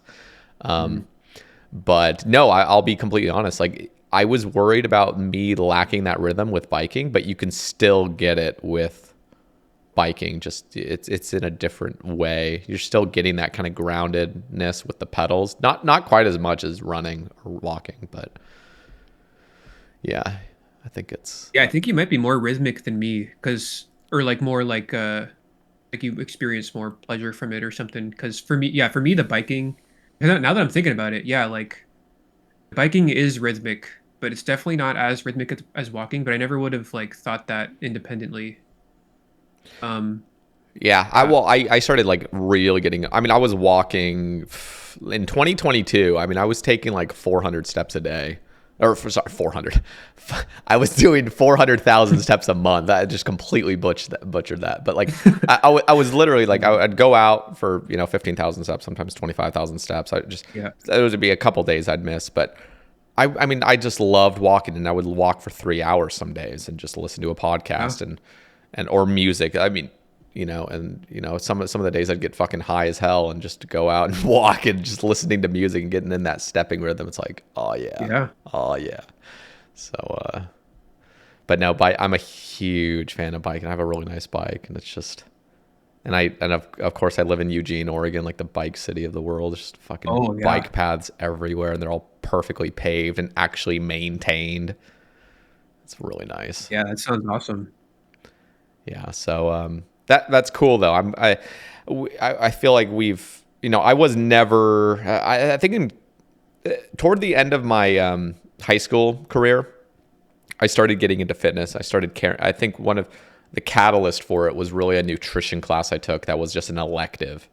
And one of the most unfortunate things about like the schooling system, at least in the United States, is like you just really there's no core classes, at least where I was, where they're teaching you about fitness and calorie. Like yes, PE is something you do, but PE is just like fucking running around as a kid and just having fun. But like nutrition and how to read a nutrition label correctly, that was just kind of stuff you had to learn on your own, or your family had to teach you. It's like there's no Yeah. real core class you took to learn these things, and just how exercise works, and how inhaling and exhaling is actually what's burning the calories, not you fucking sweating. And just these things that you just don't actually know until you do some research. And the nutrition class I took, the teacher was so good at it, at really making me just excited about nutrition. I just got obsessed with it. I started calorie counting my senior year, and I got really lean, and I was just running a lot and doing sports and stuff. And then college, I started like hitting the weights and stuff at the gym. And then of course I played RuneScape, and I just sat on my ass for 3 years and kind of gained some weight back. But it just over the past couple years, I've been really getting back into that flow of things where you said not doing it feels like shit. Like it's Yeah. literally a part of That's me now. Like I need to go do some push-ups. I need to fucking go run. I need to do something. Yeah, and what happens is like, and people will tell you this, like they'll get addicted to running and they don't even like it becomes a chore, but you have to take care of your body. And what happens is like if you don't run for like a month, then that, for me at least, that desire to run kind of goes away. And when Hmm. that happens, like I know that I'm not gonna run anymore unless I like it's then at that point it becomes a chore to like remind myself to run and like go out and exercise. So it's like I really actually like that it makes me feel bad when I don't run because I don't know if I would have the, the drive to go out and do it if Yeah, it wasn't the case. yeah. The motivation lasts for so long, and then it's just routine. But no, you're Right. totally right. And the opposite, like the opposite, really sucks. Like you said, just like when you get into that really lazy rut that can happen. I had it for years, where it's just like, oh my god, like the amount of work it's gonna take to get the physique I want, to get back into shape, and just not eating as shitty as I have been, and just like it's all habits at the end of the day, and most of these habits only take about 3 to 4 weeks to really start ingraining in yourself. So Mhm. it's always the first few weeks that suck doing anything, but you're totally right. That bad feeling is so nice to have. It's like a reminder. It's like, Yeah. okay, let's Yeah. keep this, please. Right. That's cool. Okay, let's see. Dayton, well, one of his questions that I'm curious of as well is what hobbies do you have outside of OSRS? And I guess we'll include fitness in that as well. Hmm. I for some reason I never liked this question about hobbies because like I imagine that people who say the word hobby like think to themselves that they have hobbies and these hobbies give them fulfillment, and if it weren't for their hobbies then they would not be happy or something. But like for me, like I don't think about it in terms of hobbies because I guess like pretty much no matter what I'm doing, I try and find the beauty in it or like sort of like extract meaningful experience out of it.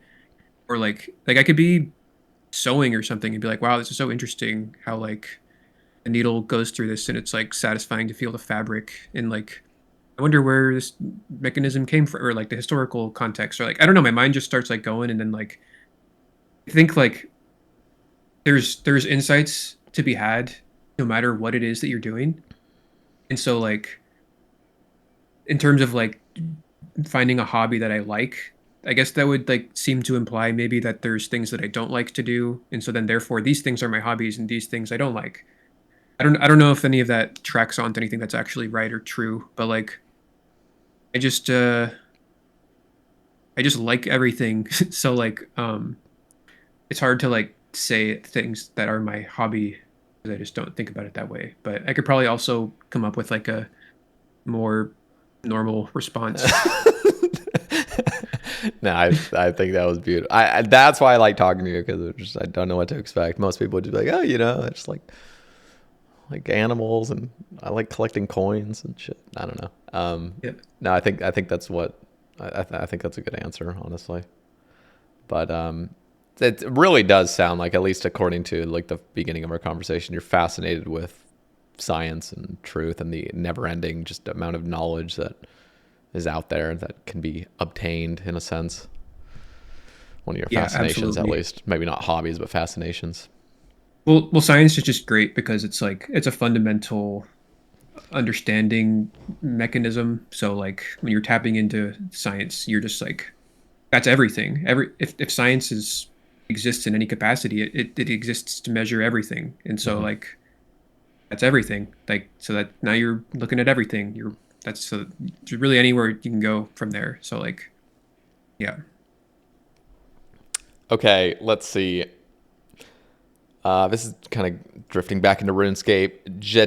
Jeteper? GTeper? OSRS. Newer UIMs don't have the same struggles. Guardians of the Rift instead of library, buffed POH storage, buying looting bags, death mechanic changes. I'll just include noted potions as well in that. Is it good that the game mode is more accessible to more casual players? And any thoughts on the polling system and specific UIM polls? Yeah, so generally speaking, I'm an extremely unopinionated person. So like in terms of like the development of the game and its progress into the future and how we implement things now to make things better later, I'm like the last person to ask about that because like it's also complicated. And if you pull one lever, like 10 other levers get pulled as a consequence of that. And like there's a lot of unintended things that can happen. And there's people who are way better at doing all that sort of thinking than me. So like my answer would be like I have no idea. I will say that like of course like making the game easier for new players seems like on its face to be like a good thing because that's how you get the game to grow. Um, I guess so. And so like yeah, and I guess like implicitly there's this idea that, you know, I suffered, so now you have to suffer with the same things that I had to do, which is I don't think that's very good. Like I get where it comes from, but it's sort of like not really like a great it's not like a broadly robust viewpoint. Doesn't really help anything. There's a So like small element it captures, but the overall like that, it just yeah, making that argument is just stupid. Yeah, but right. again, it's like the game fundamentally is there is something about not devaluing grinds. I mean, this whole Right. game is grinding. It's just pushing a rock up a fucking hill nonstop. Like you don't want to just get Yeah. rid of that. Yeah, But so there's not like a perfect answer for it yeah, because yeah. they're both sides have validity there. Mm-hmm. Um, Yeah, I mean, I guess we definitely are not similar in this aspect. I'm very much like wanting. I think so much about the game, and so at night I'll just imagine, the things I'm working on in game, the things I would like to see in the game, the updates I think would be beneficial to the game, and I really try to take a kind of unbiased view. The problem is like I'm not just playing everybody's account. I don't know everything. I don't know all the you pull one lever, 10 things get shifted because that happens a lot and I don't think about all those things. But for the most part, I really do want the game to be fun like that. I feel like that's the very center. Again, it can't all be centered around fun because then you just go crazy with just crazy XP rates and stuff. But that should be the core of it, is like making things fun and enjoyable because it is a video game at the end of the day. And but yeah, I guess we kind of depart in that. I'm very much like I for some reason, part of me, it's not hyper controlling. I think it's just because I am like granted the opportunity and blessing of just having an audience to share my stupid ideas with. So I get really fascinated with just thinking about how the game could change over the years. Just love no, like I've heard some of your takes, and like a lot of them are like really good. Like I remember you invented the light bearer before the light bearer it existed. So yeah, yeah. no, there's like a you're definitely much more equipped to like think of these kinds of things than I am because like I mentioned, I'm not like I don't have that gene for like That yeah, this kind of thinking. that's what's so fascinating. Is like again, like what we were talking about earlier. It's like everyone's software runs differently, and like people just think differently. And I've always been that creative type. Like I'm always thinking of new things that could be in the game that could be cool. And there's so many people that, like I just can't even think that way. I just don't care. Like whatever they come out with, I'm like, oh, I could have never thought of that. I'm like, really? I guess everyone's just different. Well, it's also like the way that it impacts the rest of the game. That's the hard part for me because like I could probably come up with like a mini game or something that's like fun to play and like is worthwhile and like is balanced, but like So many how it affects the yeah. rest of the game, like especially with like a big update like Guardians of the Rift, like I wouldn't be comfortable submitting that like because it's just so shifting. But like if it is balanced, then like I guess then that's great and we should keep it. But like yeah, see this is when it starts influencing other things, that's where it gets tricky. Yeah. Interesting. Okay. Spook Dog asks, "What do you think dark matter is?" Oh God. He's throwing me under the bus here. Luke Dog. All right. Well, yeah. There's. I don't imagine there's like going to be any like right it. Those of you who don't know, dark matter is just like the anti-gravity mechanism that we observe in the universe, and the reason we call it dark matter is because we can't see anything happening. So dark matter is just a name. It's just a fill-in name to explain this phenomena that we can't understand. So what do I think it is? I think what I guess the textbooks will tell you that it's the anti-gravity. I like it. Okay. Iron Dur asks or says thoughts on how the pyramids were made. Yeah, I guess I tend to agree with the scientific consensus, but at the same time, I'm open-minded to any scientific idea I have being completely wrong. So like, okay, so one thing to say is like like throughout the history of humanity, we're constantly discovering new things that undermine our previous understandings to the point where those understandings are worthless. So like we used to think that the Earth was at the center of the universe, for example, Mm-hmm. and all of our models were based on that. But when suddenly that's not true, all the models that we have also must consequently go out the window as a consequence of that, of course. And so like that's like a pretty big one, the geocentrism. And there's a ton of other things like that happen all the time where like we have to constantly rework our models to fit the things that we find. And I mean now we have like science, which is pretty good. I mean like it's implicit within the scientific model that we as humans have to be able to interpret and perceive and understand the things that we're seeing for them to even make it into our scientific models. So if there's anything beyond our perception, we're never going to know. It's never going to make it into the scientific models. And then therefore science is great in terms of like a from the perspective of an observer. But if there's like an objective reality out there, we wouldn't be able to perceive it to the point where we could measure it and thusly incorporate into our models. So it's like no matter what the conversation is about anything, it's always in the back of my mind that like we could have some massive groundbreaking new discovery that changes everything at any moment that could happen. And so like and speaking of putting all your eggs in one basket, like I will never think that something is 100% undeniably true no matter what, because like I said, it can be undermined at any moment with any new discovery.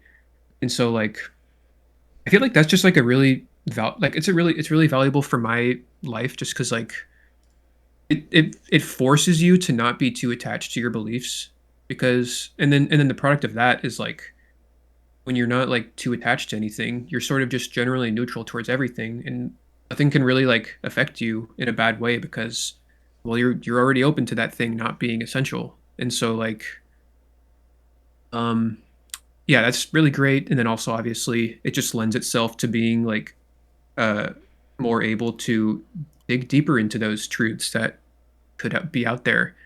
And so that's just a fascinating endeavor because imagine discovering something like that. Like that would be so interesting. That'd be the most interesting thing. And so Yeah, no, yeah. that's actually one of the, like the most beautiful things about living in this world is like there are so many unknowns and they're just waiting to be uncovered, basically discovered. Yeah. But so this is kind of like a little bit of a deep question. Do you think there's something after this life? Like, what do you lean on? So yeah, so I've got like this really weird response to this. So like I'm just gonna say it and then we can dance around it however we want. But like I don't identify as like a human. I don't identify so as anything. So that includes being a human. That includes being an emotional being or whatever a conceptual being. Like even being itself. What is being? I don't identify as being. So in terms of like the whole life versus death thing, like I don't see myself as alive. So therefore, I don't see myself as having the capacity to even die. And so like the question never I mean I can play with the question just for fun, but like ultimately it has no bearing over it doesn't have much bearing over any way in any way to my life. So like and I say life right there just because that's how we speak Hmm. and that's how we communicate, but that doesn't mean that I, think that I'm alive by saying that. I think I don't know. Part of the beauty of life is just not knowing. It's like the unknown. I think that like keeps life like really entertaining and just not boring. As soon as you like absolutely understood everything, I think at that point you'd want to just be like reincarnated as something that didn't know. You just want to like have the excitement again. But I think that's at least what I lean on. So for some reason, this is again, I'm not gonna die on any hill or anything. I remain agnostic and open minded about a lot of things. But I guess something that kind of gives me comfort is like the fact that I'm alive right now, or just the fact that there is something happening currently, which is consciousness, means that there's something bigger at play, I think. And I think like like listening to Alan Watts, where like he talks a lot about this kind of idea of like what would you do if you were God, and you'd want to forget you're God. You'd want to Right. just like because it'd be so boring. You're just like, what are you doing? Yeah, yeah. I know exactly what you're talking about. He makes the analogy to like dreams and being able to control your own dreams. And eventually the best dream, once you've dreamed every possible dream, you would ultimately just want the dream to unfold before you. And Yeah. that's the world we live in, is the world is unfolding before us. It's so beautiful and perfect, and I love that. I It's great. know, I know it is, and it for some reason like something that always, and I don't think we could ever possibly comprehend everything. Like it's just like as a primate on Earth, it's just like impossible. Like your brain couldn't fathom it or something. I just don't think it's possible to understand what we don't understand, couldn't understand. But something that kind of gives me comfort is like if I was God, as a human, if I could choose to be God, what would be amazing is to like create a story that's so complex. Like just imagine like the creation of the universe and life itself and this huge unraveling over billions and billions of years. And then what would you want to do as God is like you'd want to play the characters, you'd want to like live it, in a sense, and just Oh, be every character, experience all the emotion, experience all the everything of a billion years, because you're God. Like why not just fucking mess around and do something crazy, like just make a universe and just see what happens. But you already know how it plays out, but when you play the characters you have no idea. You're a storybook character that just doesn't know what's going to happen, but it's going to happen. And then yeah, that's super interesting. yeah. Like somehow you'd have to like impose upon each individual like a a restrictor that they wouldn't be aware of themselves as the god.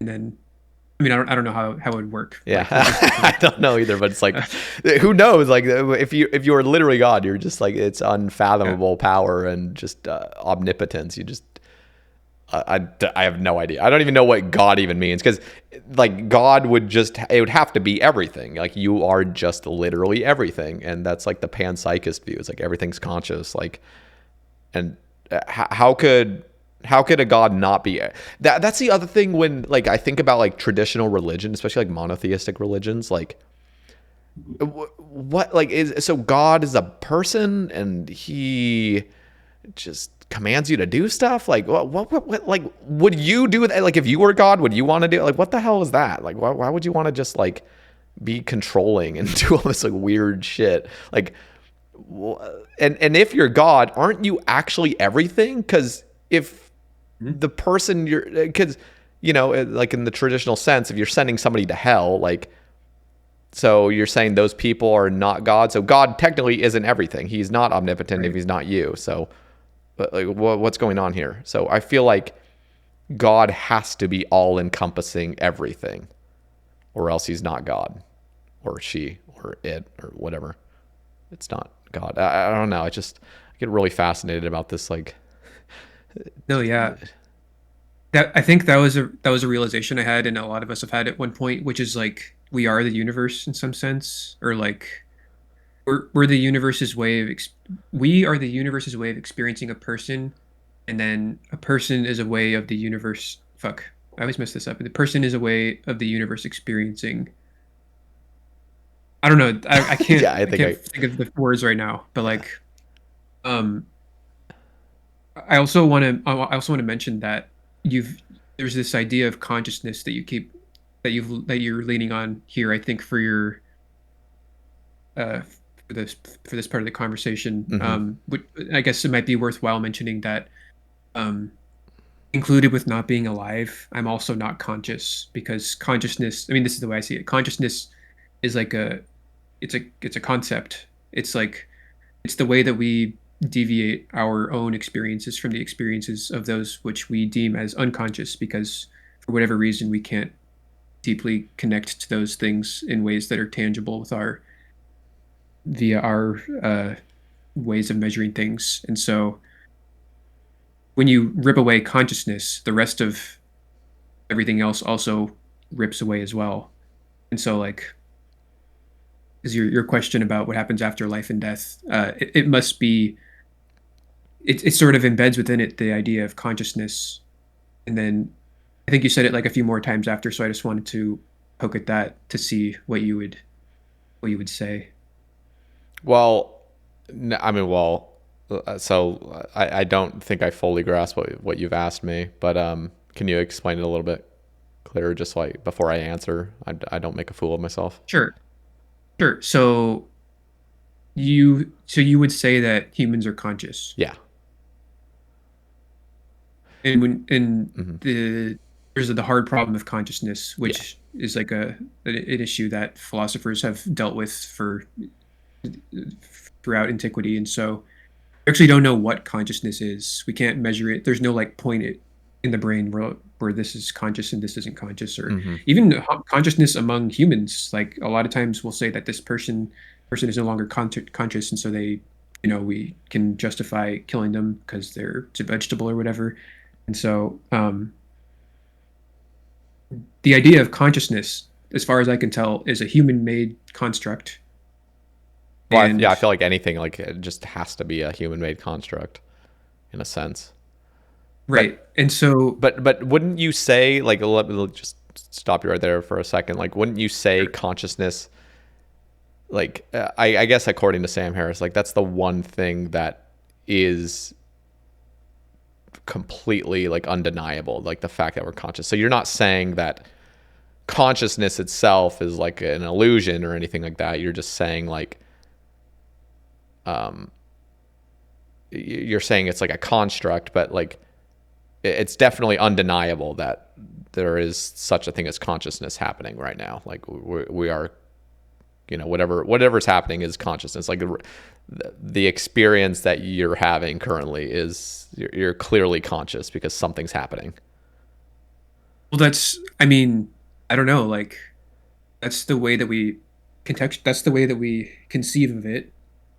But like, So what are is you that? are you saying there's a chance that you're not conscious currently, or that No, there is no such? I'm saying that the concept of consciousness Mm. isn't like an implicit part of the universe that we like must be experiencing in order to experience, or in order to even be, or in order for anything to be. Like, Well, yeah, that's true. I believe that there doesn't have to be consciousness for something to be something. I think that is the hard problem of consciousness. Like, why there is no need for us to have to experience what it's like to be a human. We could have just been human, and no experience is happening. Just fucking go through the motions like a zombie. Is that what you're like? I don't know. Like, I at least what I'm kind of getting from it is like I believe that consciousness is like the one irrevocable truth. It's like there it might be like the word consciousness is something, but like something okay, is clearly happening. That's so undeniable. this this might actually get to a deeper level, which Okay. might be more productive. Do you believe there is an objective reality? Um it's hard to like what do you mean? Can you like expand further on it? Because I've definitely Sure. like I love this question. I love this like deep stuff, but expand on it. So there's a way in which we can denominate our understandings of the universe as subjective because they come through our subjective lens, and we're only able to perceive that which we can perceive. So Hmm. it's possible that there are things beyond our perception that we'll never be able to perceive just because we can't perceive them. And then, you might call that like base reality, or like fundamental reality, or objective reality, just sort of like Yeah, yeah. the fabric of space-time which exists regardless of us observing it. I almost think there has to be objective reality only because like there is something happening. I just for some reason in my head, and you could you can let me know what you think about it. I feel like the fact that there is just anything going on whatsoever that is undeniable means there must be some sort of objective reality. Now the other question is like, can we know that? Well, I don't think we can know what objective reality is. I just think that like I feel like there has to be objective reality because something's Right. going Okay. on. But what do you think about that? No, yeah. So this is the reason I asked this is because it's like it's very similar to the consciousness question because it would seem to follow that in order for anything to be, there would have to be like being would have to be a thing to be. And Hmm. so like these things have to exist for them to exist. And like I guess presumably they would have to like exist somewhere as opposed to nowhere because if they didn't exist anywhere, then they wouldn't be anywhere. And so like this like yeah, this landscape for all the things that are to unfold throughout space-time is what we just like call objective reality, the most fundamental base layer of existence that everything else exists atop. And everything that exists on top of it relies on the fundamental underpinning, which is the objective reality, to be there. Otherwise, it wouldn't be able to be there. So in that sense, I guess I don't know. I kind of think of it like layers. So like you have the base reality, and then you have like extremely broad concepts such as consciousness would be there, probably like being itself, existence, and then above that you have like you know um, experience would probably be there, like individual experience, collective experience, and like every form of sensation and perception comes along with that. And then you eventually you get to things like basketball, and then like above that it Yeah, gets yeah, more and more yeah. like abstract. You start off on that base fundamental level, and I guess the reason I'm saying any of this is because like I guess I would never say that anything must be, including the concept of objective reality itself. So like, Really? and including consciousness itself. So like, But how is there an experience happening? Like how? I well, what mean, is experience? what we're experiencing right now, like that's like the absolute undeniable thing. There's Right, something but happening. the way Like like so so when we wait, say but so let me just ask this.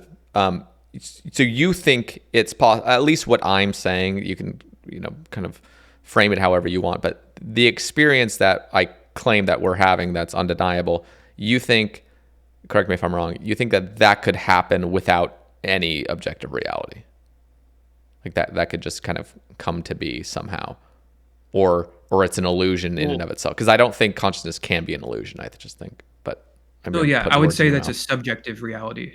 And things like consciousness, we don't like choose to exist. We don't choose for that you know idea to be there. So it's placed beyond the subjective because generally when we say subjective, it's like things that we have. It's those are things that we're like able to measure and like control to some extent and observe, and they're just there. Mm. But like we're limit like our capacities are limited in such that they can only perceive certain things, and those things are subject. Those are the subjective experience of being a human. So like there's no way. Yeah, I guess you can't feasibly prove that there is an objective reality or there isn't because that would require you to know that there is something beyond the subjective reality that exists there, which by definition is impossible. And so I guess like I really want to embody and internalize that as a potential truth, which means that it can't be undeniably true. There Mm. is that objective reality. Yeah, I mean, I think it's just fascinating because again, like I totally agree with the point that I don't think we will, especially in our human form. Like I don't think objective reality could ever even be comprehended. But and again, I've not gone down this rabbit hole by any means, really. This is like the first time I'm kind of talking about it with words. But like, I guess my intuition is that it's impossible to have any form of experience including what I'm considering consciousness is just any experience happening that's undeniable without an objective reality. But I could be wrong on that. And I don't understand fully what it really means to have objective reality, I guess. Yeah, I And think to even like objective reality, like again, like I don't think it's even fathomable to understand what that is, but that sounds scary for some reason to like kind of be at the base level. I don't know. Is that like that seems terrifying in a sense?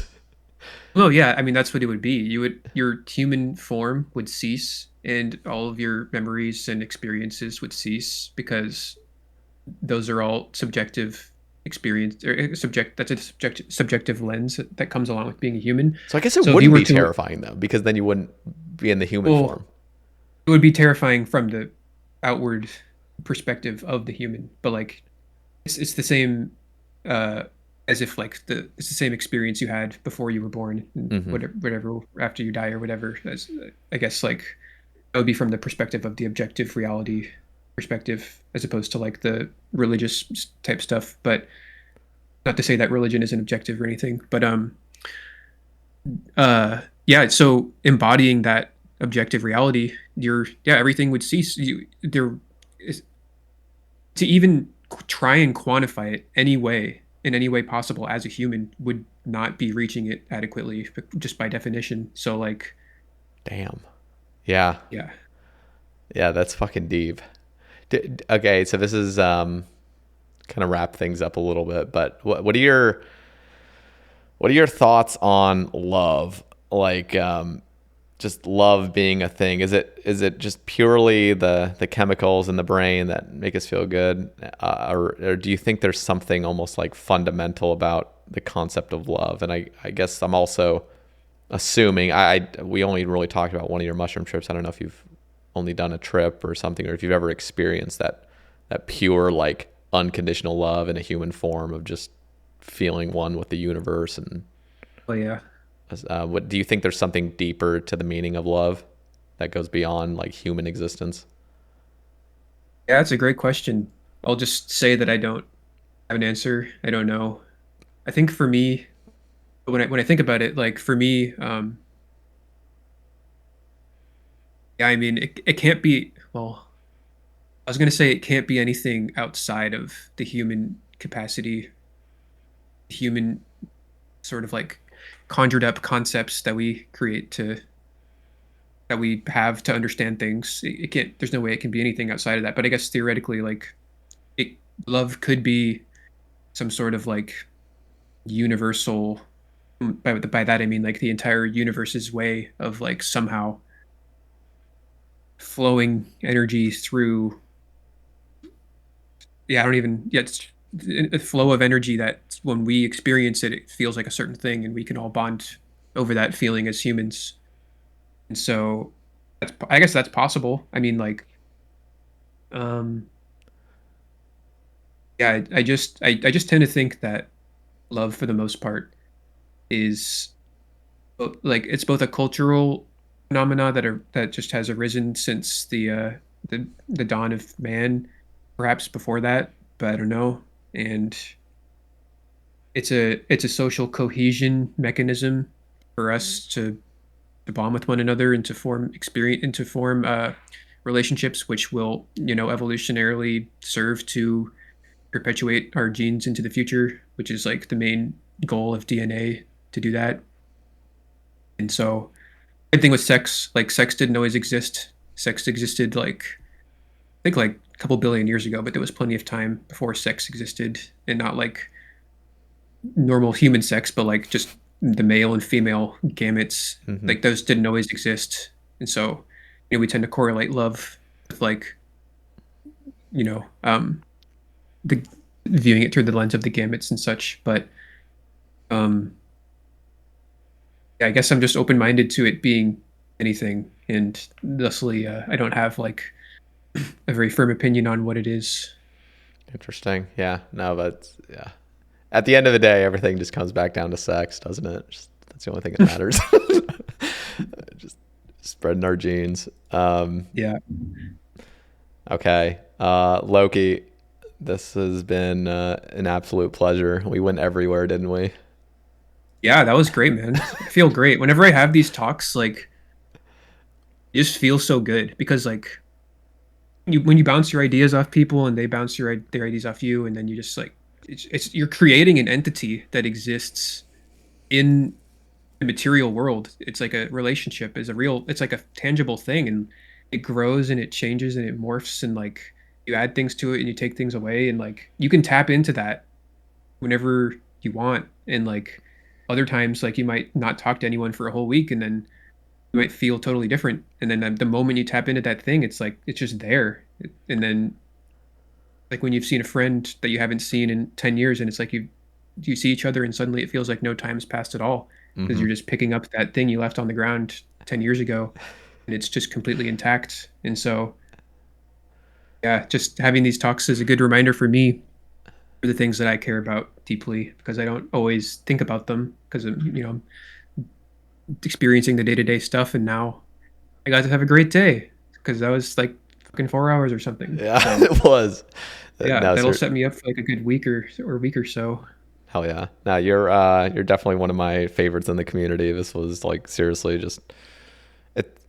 I guess it's just well one of it or one of the reasons why it's so fun talking to you is because we do have a lot of similarities and we clearly have some similar experiences that we've been through. So like, but I love how open minded you are, and I love how like deeply you think about stuff because that's just it's important to me. I think just to think deeply and just I don't know, I just love it. I'm just fascinated by life itself and just our existence and everything else. So yeah, thank you Well, for yeah, coming on.